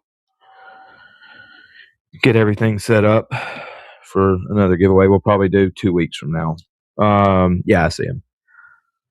Okay, so we got Thomas Wheeler with the Tucson and the Sativian, Gunmetal James with the Ganzo and the Crag, Matt with the Effengrau and the Brothers, Aaron with the Asher and the little 14C knife, Dale Wayne with the Stone Lube and Emulsion, and Kane Miranda with the Anger Stone Diamond Paste set. Sweet. Sweet. Now, see, now I don't mind doing the hashtag thing because that worked great because everybody was here and we didn't have to redraw. Last time when I had to redraw, it made me feel like crap, and then somebody actually won, but they didn't say they was here. in time, and I redrew. And then as soon as I redrew, they said they were here, and like I had to give away. I couldn't let that person not win something. So I just don't want to do that no more. But this worked perfect. Heck yeah, guys, that was fun. I'm gonna hang out probably another like 15 minutes, and then 20 minutes. Thank you, Dom. I appreciate that, man. Hell yeah, gunmetal. Hey, if y'all aren't subscribed to James, go give him a sub.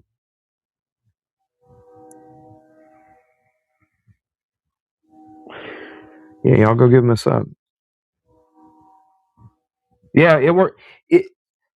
Silent, like I know it works really good, but how it worked last time, it just messed me up because, like I said, but it was because of how I set it up. See, I told people like the day before, hey, y'all go on there and comment hashtag this.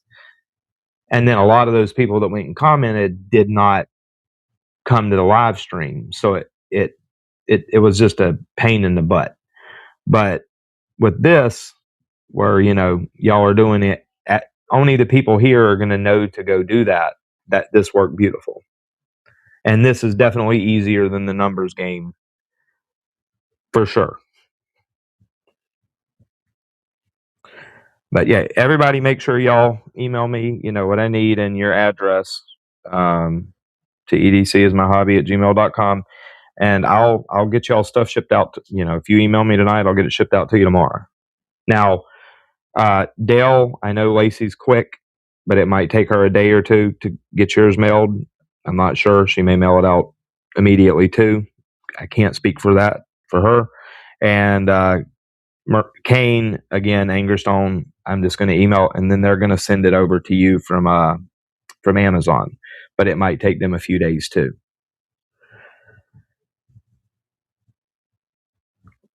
Hey, later, James. Which I'm going to hang out for probably like 10, probably till 10 o'clock. Yeah, night, Roger.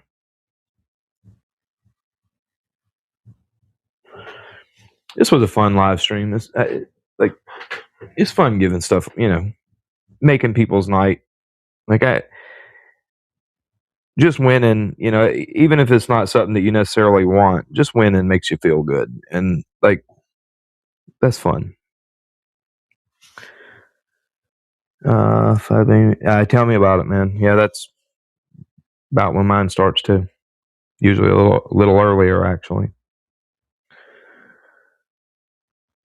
Oh man, I'm sorry, brother. Yeah, you missed a giveaway. We just got finished with it, actually. But I'm gonna have another one. And we'll probably do. Let's see, it's the 7th. We'll probably do another one on the 21st. I probably got like 4, maybe 5 more things to give away.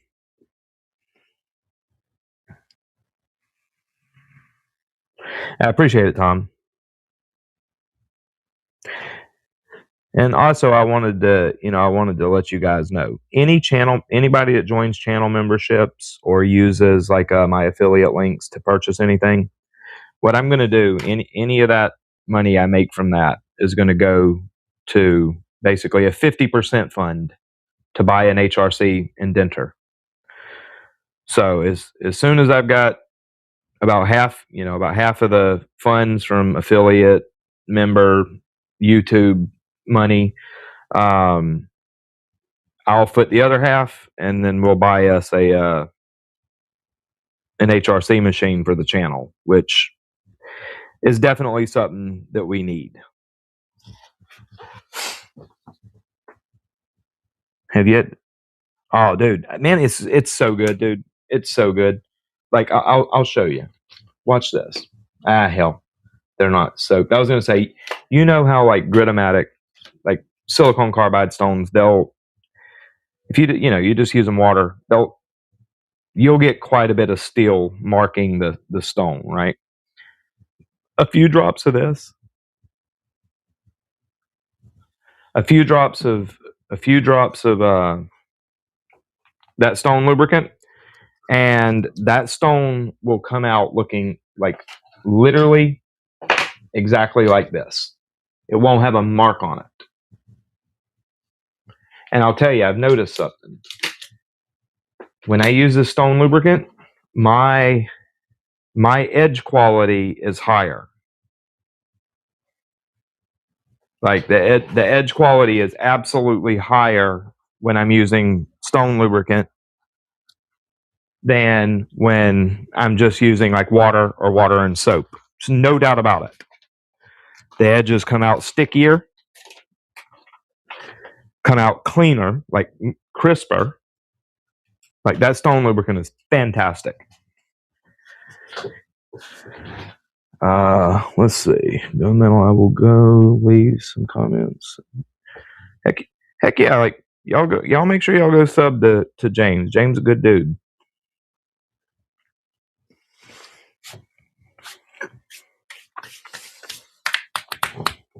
That's funny. That's funny because I forget all the time. And I mean, I really don't keep anything in it, but all the time I forget to turn it back on. And my drink's is hot.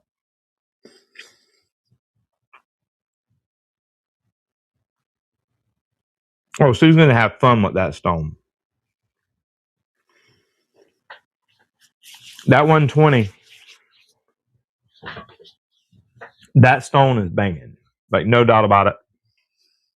That's by far the best stone. Well, I don't have the higher grit stuff, but out of what I have, that 120 is definitely the best stone of that group, and is one of the right now. That's probably my favorite reprofiling stone.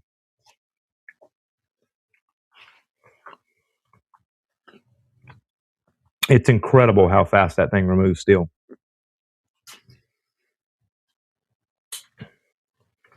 Y'all going to make these companies straight up? Yeah, I mean, dude, that's the whole thing. Like that's the whole thing behind the channel is the cut testing and sharpening to really get a feel for, are the heat treats done well? Are the steels ran at a reasonable HRC? Are they running them soft to save money and giving us poor performing steel? Are the heat treats half-ass? I can tell a lot on the stones and by the cut test, but the problem is not having a accurate. I can only guess so close to where they're running it by the feel on the stones and by how it cut tests. So having an HR an HRC system is going to make a big difference. Yeah, it is. But remember, like I think even to ship, like that shipped though, keep that in mind. It's $13 shipped. And I think shipping's like, if you just look up what it costs to ship, like a small package is like almost $7, like $6.50 to ship. So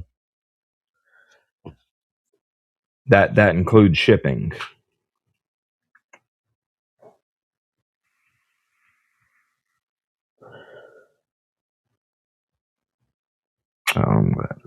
I'm just glad we're getting cheaper. Yeah, dude, same here. Like it's nice to have companies like Kentif, for example, that's putting out a really high quality sharpening stone at a very fair price.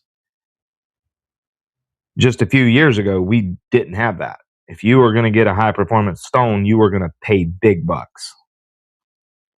Thank you, Roger. I appreciate it, man. Dude, man, just the regular Dave's hot chicken, it's good. We enjoyed it, but I don't want no more of that. I do not want no more of that Reaper hot one. Hell no, I don't want no more of that. Email her. That's the best way to get in touch with her. It is hang on, let me get it.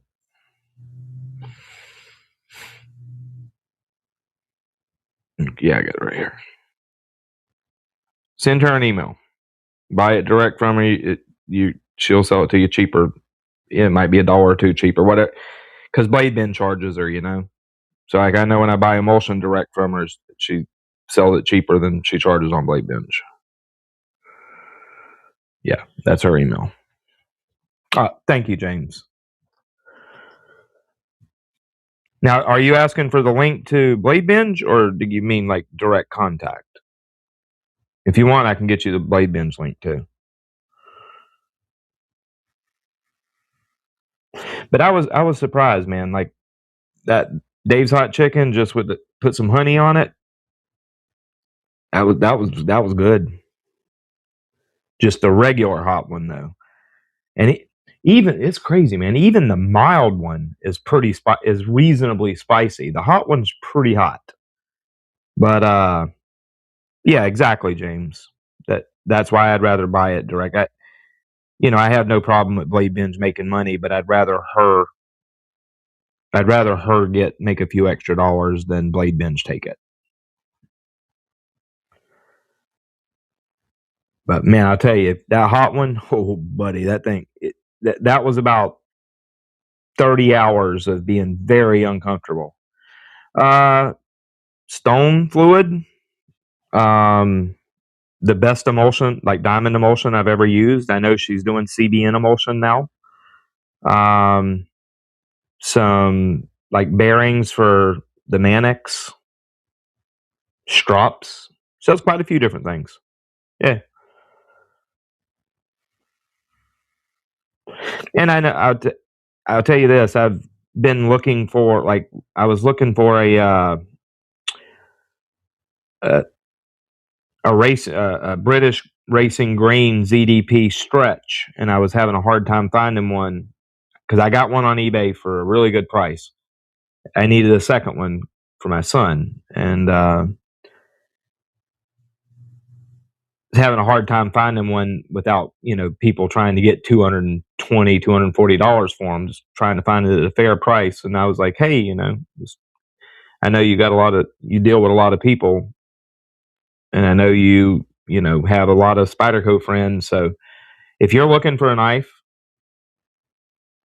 you can't find it, or you can't find it at a fair deal, email her, and she'll get you one for a fair price. Like I've had her source me a couple knives, and takes her a couple days, and then she always got me a quite fair price.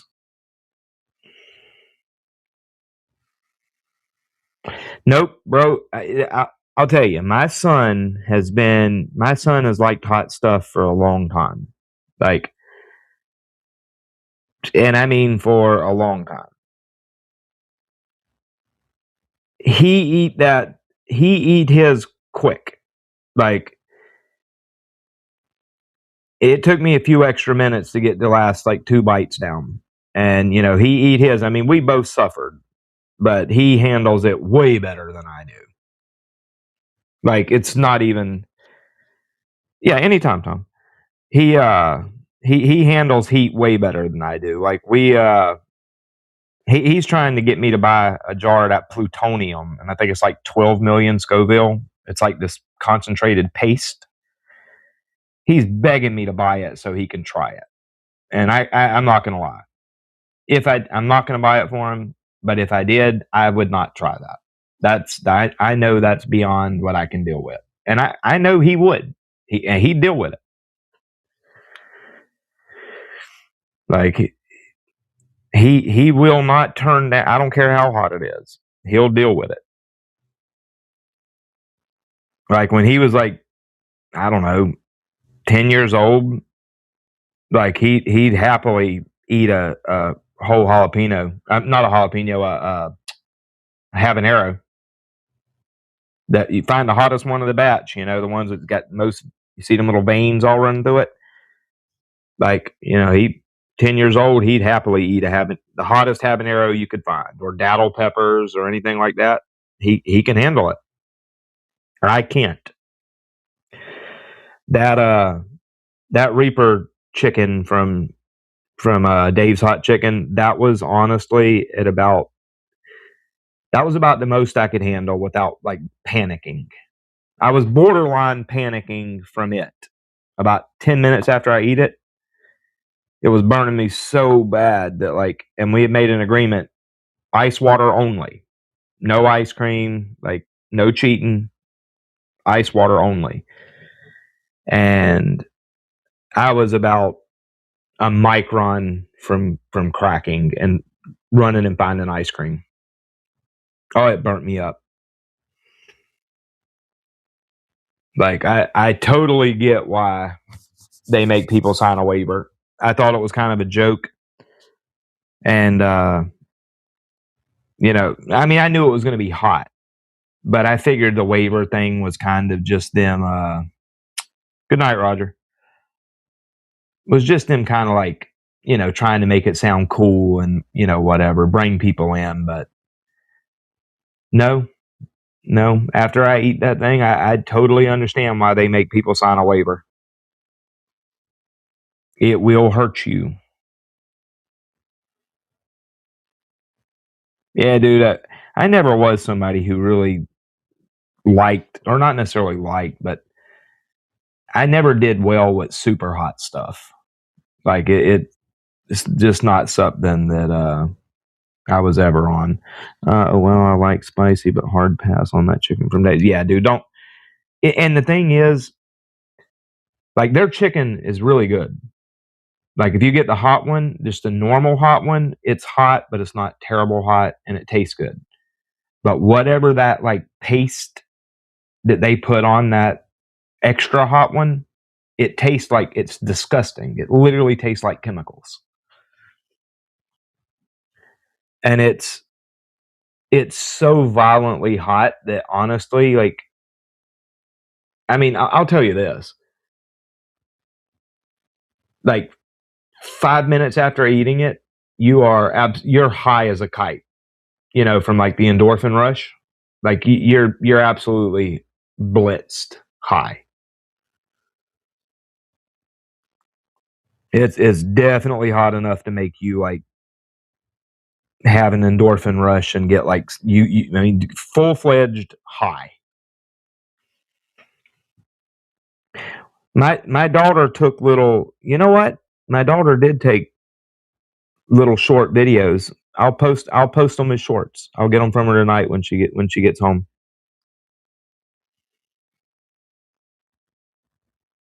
Like me standing there just with my mouth hung open, looking like it was funny because in one of the little short clips, like she asked me 1 to 10, how hot is it? And I just kind of walking away, and you know, my mouth held open, and my son goes unresponsive. It's hot enough that he's unresponsive. He wasn't lying. But yeah, I'll post up those pictures and little short videos she took. Y'all get a good laugh out of that. Scotch bonnet. Yeah, I've heard that's a pretty hot pepper. I they said those like that Reaper chicken is 2 million Scoville.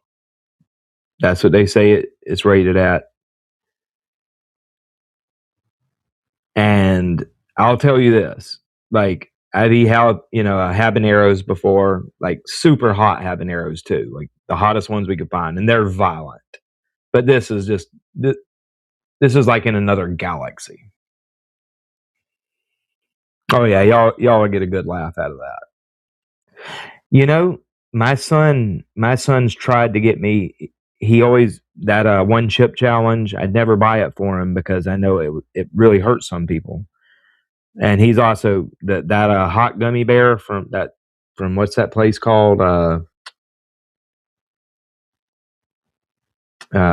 It's the one that Good Morning Mythical, whatever that. Those two guys. It's a little red gummy bear, and supposedly it's crazy hot. He's been trying to get me to get one of them too. Oh, it was bad, dude. It was bad, evil. It was evil, evil.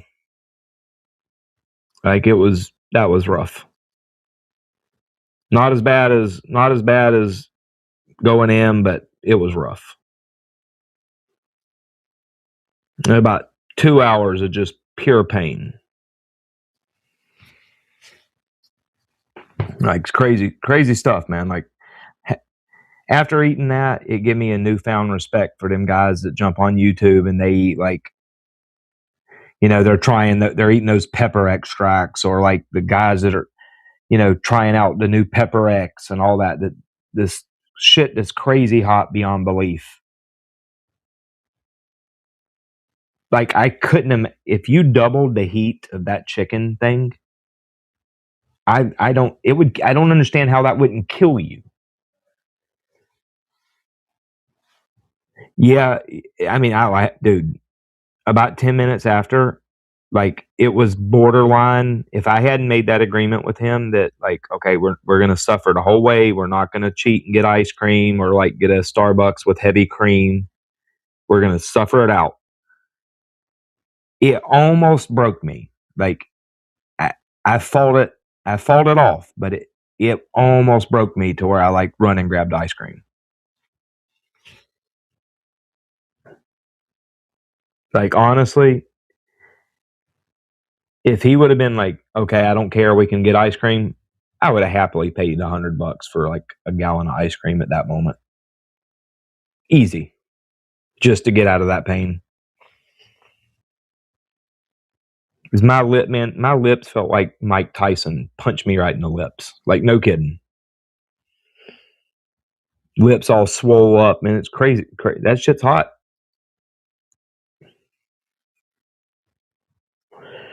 It is hot. And I'll say it again, it's hot for no reason. If it tasted, if there was some enjoyment in it, like like a really hot sauce or something, it's an interesting taste or something. No, this is just nasty. It just burns you for no reason, dude. Aiden, yeah, I'm somebody who gets heartburn, but I knew we were going to do that, so I took double my normal like daily heartburn routine. Thank God I didn't get heartburn. If I would have got acid reflux from that, I don't even know. I would have had to go to the hospital. 100%. Oh yeah, you damn right. I didn't give you. Yeah, we had hiccups for about an hour. That's right. Oh yeah, we was definitely hot hiccuping. No doubt about that. Within 20 seconds of that first bite, you're hiccuping. You didn't need to finish it. You chewed and swallowed that first bite. The hiccups were almost instant. If it kills you, hell won't say exactly, bro. Exactly. Hell's probably cool compared to that. Like it's crazy when you eat something that's hot enough that it literally makes you sweat. Like not I'm being 100% literal. You like with after we finish that, you look over, we are literally sweating. Our face is all puffed up. It's crazy, dude. Crazy. I will never eat that again.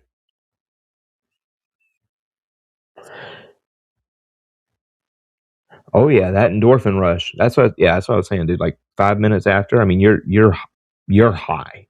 Like you are high. That endorphin rush is no joke. Your eyes is all lazy looking, like you're full on blitzed. But what's crazy is you would think like when you get that hard endorphin rush that you the pain kind of subside. No, no, like you're equally as hot as you was. You're just high now. If you were, oh yeah, it'll clear. Oh yeah, your sinuses is going to be clear. That's for sure. Man, I'm into shooting. Pretty big into shooting, buying RC, driving RC cars, like hobby grade RC stuff, playing games with my kids, fishing. We got a lot of hobbies actually, but probably like I'd say probably my favorite is probably like RC stuff with my kids, like flying big, airplanes, helicopters, quadcopters, stuff like that. Off road gas, nitro car, nitro RC car racing, stuff like that. That's been our hobby for a long time. We all really love it. I got some 1x6 stones, but they aren't dovetailed. Do you know anybody who can? I know. Email me. Well, email when you email me for your win. Remind me. I know a guy who sells extruded aluminum plates for charges like $10 for like 6 of them, and they'll be dovetailed and everything for like Edge Pro.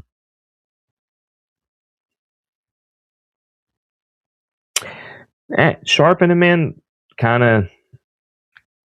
I guess I started because it was, I don't know, my dad was a hunter, and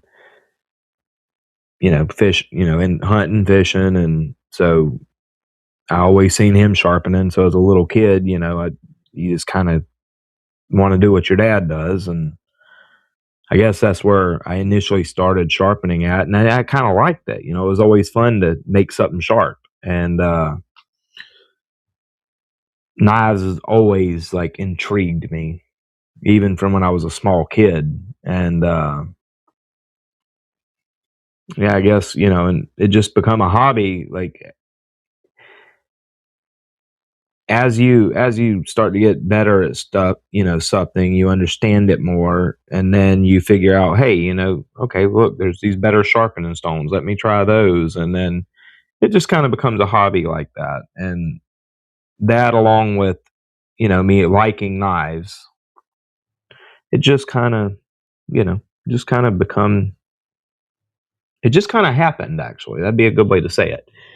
The And as I got older, I like to hunt. I like to go hunting with my dad and fishing, and a sharp knife is always important when you're cleaning your deer or your hog, or you're cleaning fish, etc.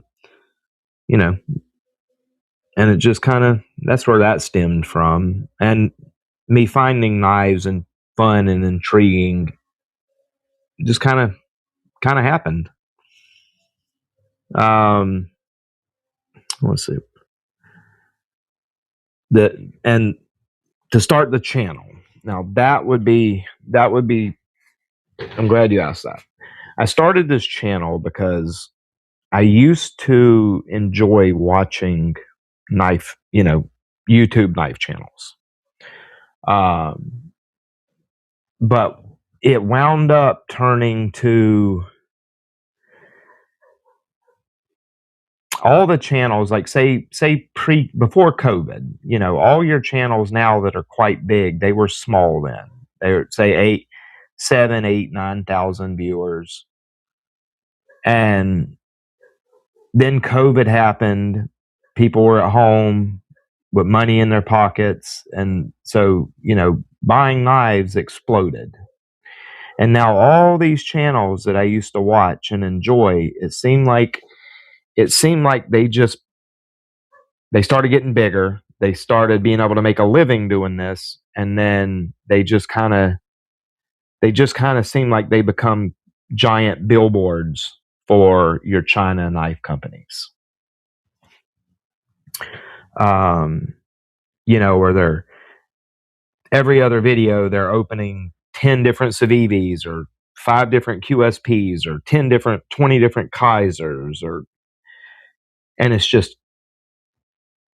constant cycle of that. And they're reviewing these knives, telling you how great they are, and to go buy them, and they're literally opening the box, flicking it, cutting a piece of paper, and then they're calling that a review, and they're telling you, hey, yeah, go use my links, go buy these knives, they're so great, they're this, they're that. And you never hear them review a bad knife. Every knife they review is great. And I was like, you know what? I can't be the only one. People out there have to be looking at this like I do and say, hey, these guys have just turned into, this is just like QVC, like Home Shopping Network. They've just become salesmen. They're not reviewers. They're influencers. I was like, I'm going to start a channel to give people a place where they can go watch videos that aren't all about making money, and that it's not all about making money for the video, whoever's doing the videos. And it's not all, everything is not great, go buy this. And showing perform how the knives actually perform, using them, not just telling you they're great, go buy them. That's kind of where the knife channel started. I wanted to give you guys, I wanted to make sure there was a channel out there that people could go watch to get actual useful information and actually learn something. Not just watch a video and be told, oh, this is a great knife, go buy it. 10 different times, 10 times a week from every creator. Yes, that is exactly right. 100 evil, that is 100% right. I completely agree, Aiden. 100%. That I've said it before,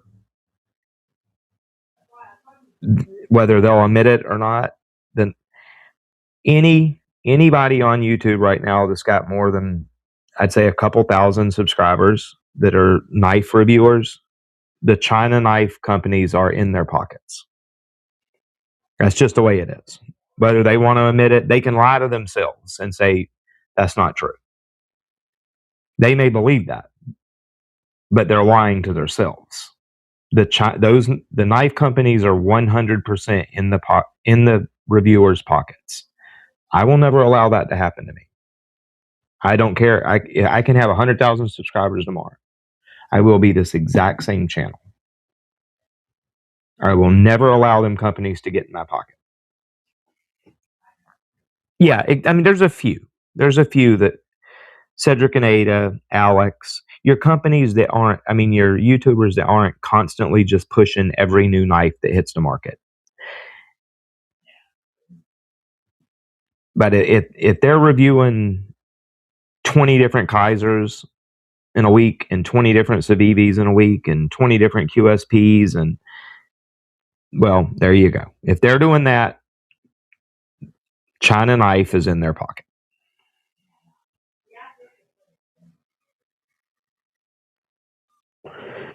Under 100 subs, yeah, I think I was watching these back when I first started watching these, like maybe 6,000.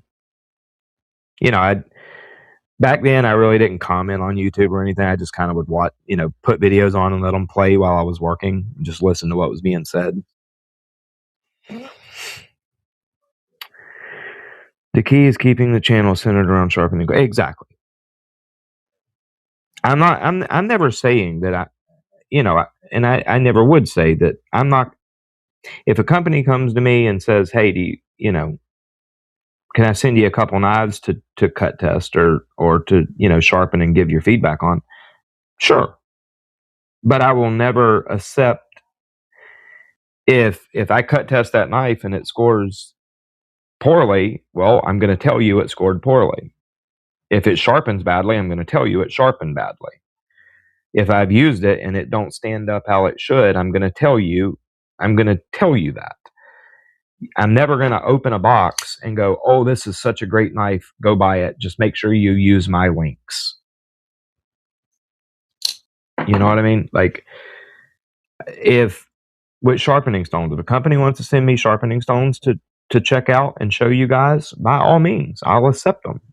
But if they're good, I'll tell you. And if they're not good, I'm damn sure going to tell you. Like, and I also, when you guys watch my videos, I also want you to learn something. If it's just one little tip during sharpening, or, I always want you to walk away with more information than when you click start the video. I want you to walk away with more knowledge when you're finished with that video than you started with. I always want you to come out with a little more knowledge than you went into the video with.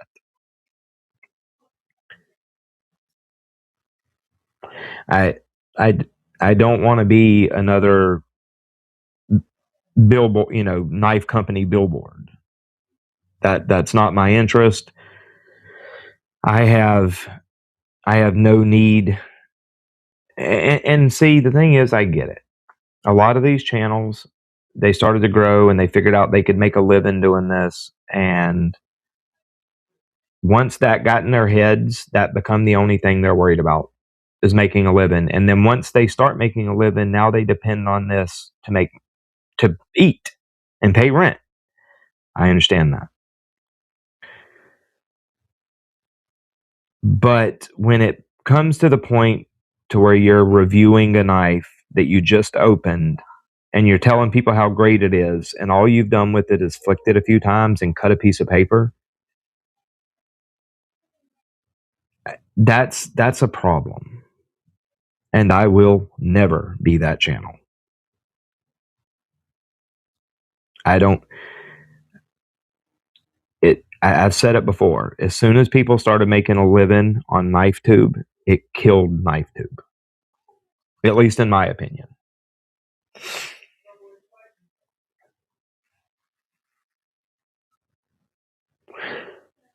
Sure. I totally agree, Dom. I can't buy every knife that pops up.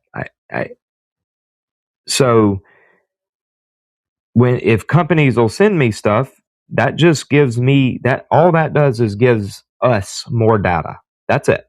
Because I'm going to sharpen the knives, I'm going to cut test the knives, I'm going to use the knives, and then I'm going to refer that to you, to my audience. So it benefits everybody.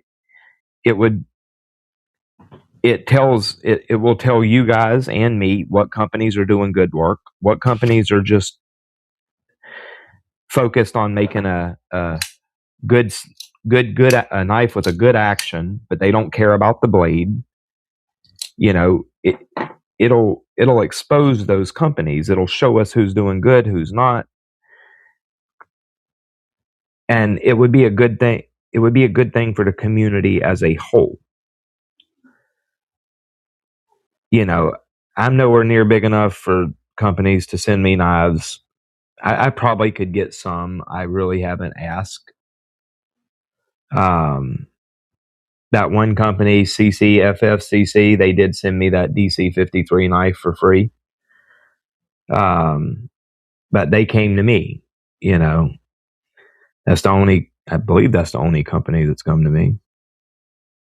I'm pretty sure, anyways. So, and I'm going to let you guys, if somebody sent me something, I'm going to tell you guys. I'm not, if I bought it, I'll tell you. And if a company sent it to me, I'm going to tell you.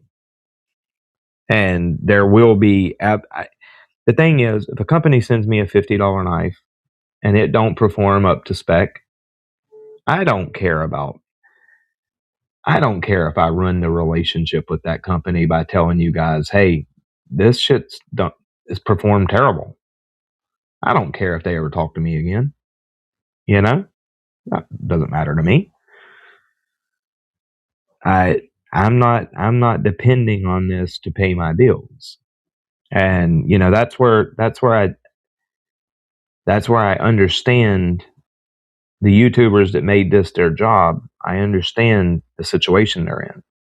I don't think it's a good thing for the community because they don't give information that benefits the community. They give information that benefits themselves.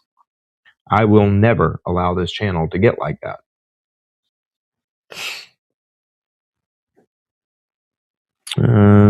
Two different $70 Weehawk screwdriver driver. Hey, that's sweet. For free?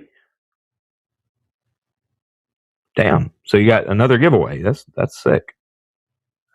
I agree 100%, Evil. I agree 100%. I was in the live stream listening to him for a little bit last night for like 20 minutes. And man, like after like 20 minutes of it, I was like, fuck the giveaway. I can't listen to him anymore. I got to go. Like, dude literally makes my skin crawl.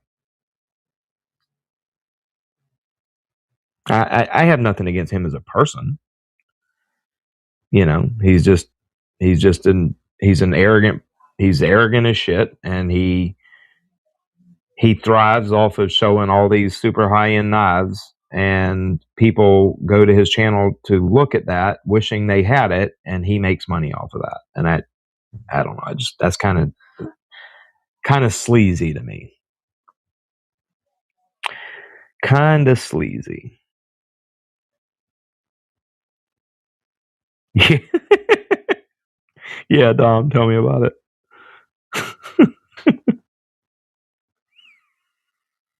Man, it's just it. All I can promise you guys is I will. Yeah, he very much loves himself. Yeah, he's one of them. If you don't agree with him, you're wrong. I mean, he'll flat out tell you that. But his mama told him he was real pretty when he was growing up. That he was the handsomest boy at school. But I have no problem with him as a person. Do your thing, man. I just don't think what you're doing for the community is benefiting it. All it does is benefit you. But that's my opinion. And I have no doubt that what I'm saying is true. But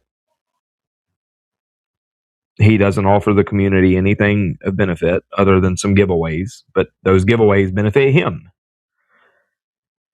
He's I'm not gonna I don't want to trash on somebody that he might be a great dude, but the only thing I can promise you guys is my channel will never be anything like that. I don't care how big it gets. I mean, all right. I didn't know that. So he dopes. So he's into like bodybuilding and stuff. Yeah, I mean, juicers definitely. Yeah, if he's a juicer, I mean that makes sense. That is kind of how they act. Look at what's his name, Wes Watson. I didn't know he hell, I didn't even know it. Like he worked out and stuff. But if he bangs the roids, that definitely makes sense. Yeah, essentially, man. I watch Rockin' Knives when he posts a video. That's my buddy. I'll watch his stuff. If James posts up, I watch any of the little guys that come in my channel. If I see something from them, I'll go watch it. But I can't watch the bigger channels. I can't watch them anymore. Lifted, yeah, probably lifted, probably squatted. Actually, I wouldn't be at all surprised if it's squatted.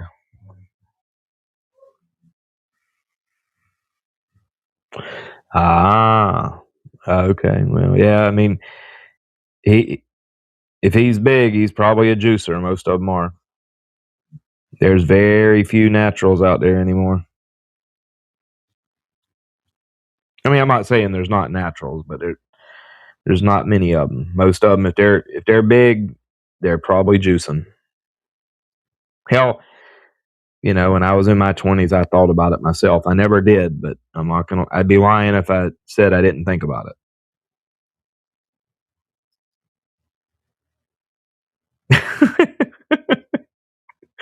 Yeah, tell me about it, evil.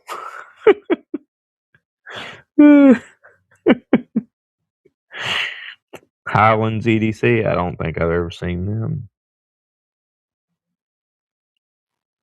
I just. I used to enjoy Knife Tube. I used to enjoy a lot of the creators, but I can't watch them anymore. It just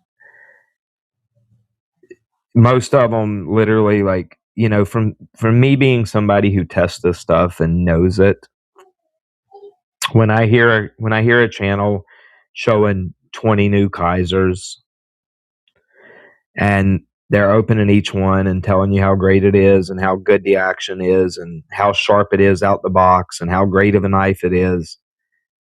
And they're literally opening the box on table. Once they're done with this one, they slide it off, they show you another one, and they're reviewing it and telling you, go buy it. It's so great. It makes my skin crawl. It's sleazy. I can't watch it because if I watch it, I'm going to be an asshole in the comments. And if I'm an asshole in the comments, that's going to wind up. I don't want to piss people off because some of you guys enjoy watching these people. I don't want to piss off my subscribers by being an asshole in the comments of another channel, and then some of you guys see it and be like, hey, well, I like this channel, so fuck DCS. So I just assume keep away from them. You can't trust a YouTube. Yeah, tell me about it, man. I mean, if it seems like a shill, if you listen to somebody and they sound like a shill, you watch what they do, and it seems like they're being a shill, well, they're probably a shill. If somebody's making money doing something and that's how they make their living, you really better take what they say with a grain of salt, because they have a financial interest in making you buy what they're showing. They can tell you all day long, hey, I don't get paid to review these knives. Okay, if a company sends you 30 knives a week, but they're not handing you a check, you're still being paid. If every time those links are clicked, you're making 4 to 10% of what that person spends, you're being paid. So they are making money. Like it's just, I don't know, man. It flat out, knife tube died when multiple people started figuring they can make a living doing this. Once they started making a living doing this, I think I just froze up. Oh no. Yeah, money changes people, man, and how people make money changes people.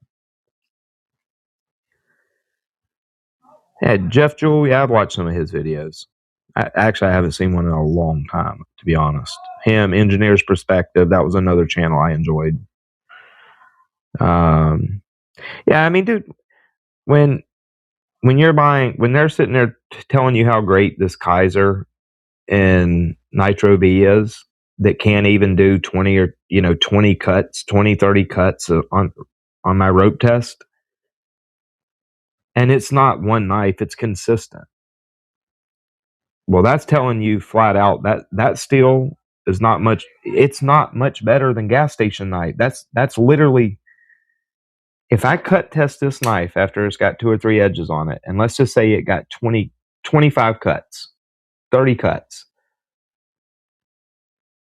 that's about gas station knife performance. If I go buy a $20 gas station knife and I sharpen it, it's going to get 20. It's probably going to go around 20 cuts, 20 to 30 cuts. So if I'm buying a piece of Nitro V, Kaiser or a Civivi and Nitro V for $60 or $70, and it's getting 20 or 30 cuts, I'm literally getting the same performance as a gas station knife. Like, that's unacceptable. And the problem is, it's not happening just occasionally. It's constant. Like, that's how poorly they are doing these knives. But yet people buy the shit out of them because the influencers, they like their influencers. They enjoy watching them. So when they trust what these people say, so they go buy, and they buy tons of them.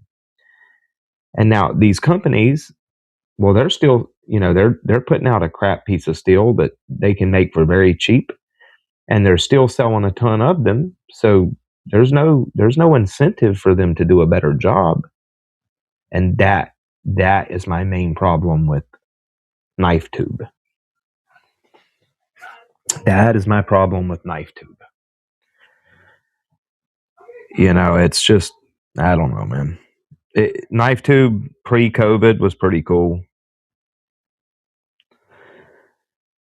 Knife tube pre-COVID was pretty cool. And then it changed. It changed. Yeah, I mean, that's it. That's why I don't go comment in there, you know, that's why I don't go make comments from being pissed off at them. And it's, see, I really don't care what they do, but the thing is, when I watch them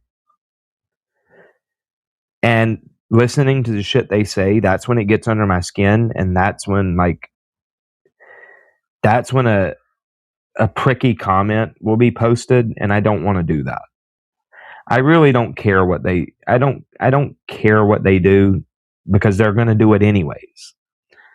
So, saying a pricky comment to them, or, telling them they're full of shit, it doesn't matter. It's not going to change anything. So, all I can do is the people that follow me, I can give them quality information that benefits them, and the other channels can do what they want to do, because they're going to do it anyways. Hey, what's up, Ray? Thank you, lazy boy. Like, I wouldn't say I hate on them. It disappoints me that they sell the community out for money. That I think that's my problem. That's what pisses me off about them. You act like this community means everything to you, but you sell it out for free China knives and money. It is what it is.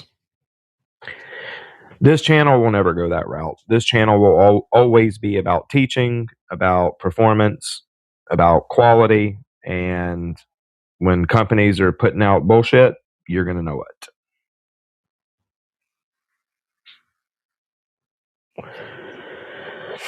Haven't had a decent Cuban in years. A Cuban cigar or Cuban Sam? Oh, there you go. Yeah, Cuban.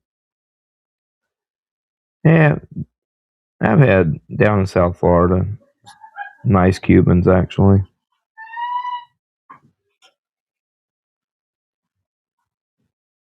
There's this one little place down in South Florida it's actually attached to a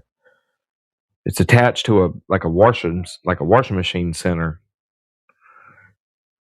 That place makes the best like pulled pork Cuban sandwich on earth. Oh my God, it is amazing. Absolutely amazing. Ray, you doing okay, man?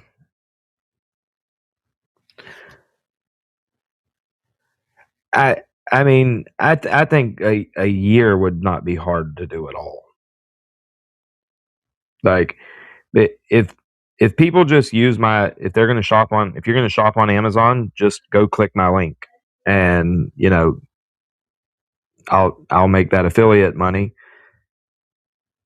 build up about $900-$1,000 of affiliate money. I'll throw 1,000 with it. We'll buy us an HRC tester. It should, easily be able to do it within a year. I would imagine like 6 months wouldn't even be hard. I'll tell y'all this: if y'all constantly use, anytime you're going to go shop on Amazon, if you just go click my link first, anytime you buy on Amazon, it won't take but a few months, like 2-3 months. I'll have half. I'll have half made on Amazon affiliate money. I'll throw $1,000 with it. We'll buy us a tester, some test blocks, everything we need to get it set up, and then we'll just, every knife that we test, we'll punch, and then we'll have true numbers on paper, build a spreadsheet, and we can tie hardness and performance together. And that's another thing. When I post stuff, I'm always on Amazon. I'm always looking through it. I'm looking for the best deals. I find a good deal, I post it for you guys.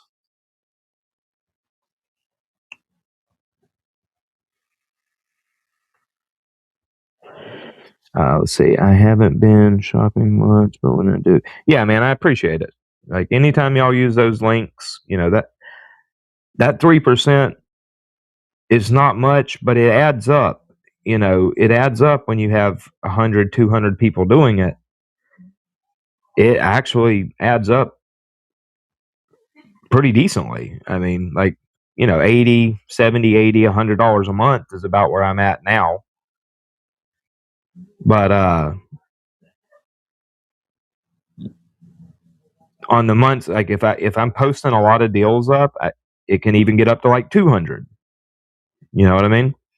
So if I just 200 a month in affiliate money, that's 5 months to $1,000. I'll throw 1,000 with it. Yeah, I would say realistically for an HRC tester, 3 to 4 months is easily possible. And to be honest, I get $400 or $500 like of affiliate money. I'll probably just go ahead and buy it.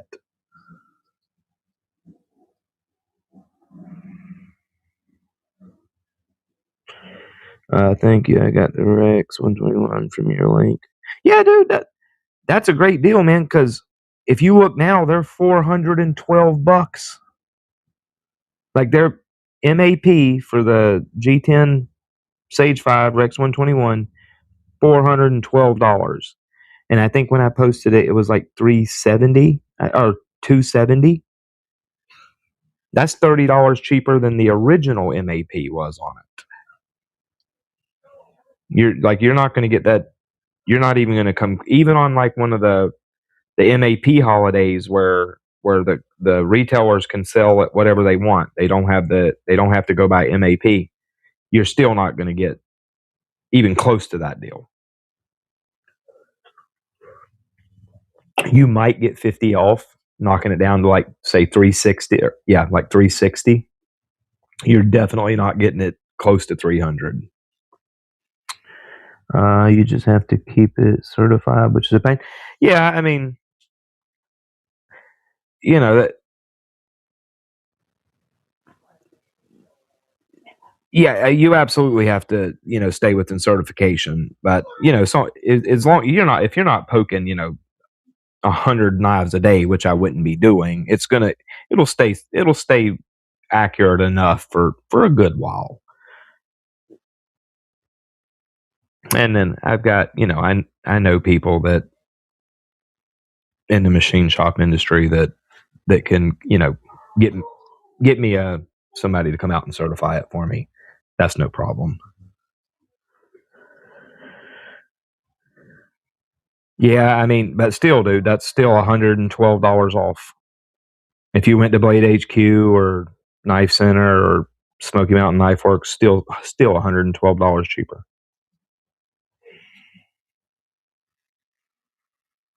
And I believe I know what it is. I believe they haven't adjusted.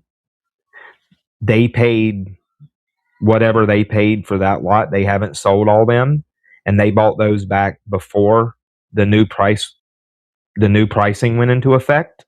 So they're selling those around the original MAP or a little bit less. But as soon as those are gone, the new pricing will kick into effect. That's what I believe. Yeah, for sure, man. Like knowing people in the machine shop business, yeah, they help me out in a lot of ways. We'll put it that way. I need something made. I need machine work done. I've got people.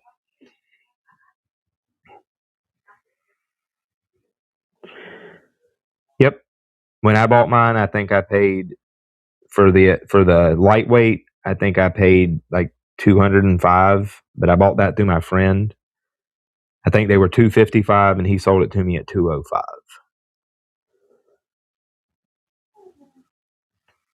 Now the lightweight, I believe, is like 370 something, and the G10 is 412. It's crazy.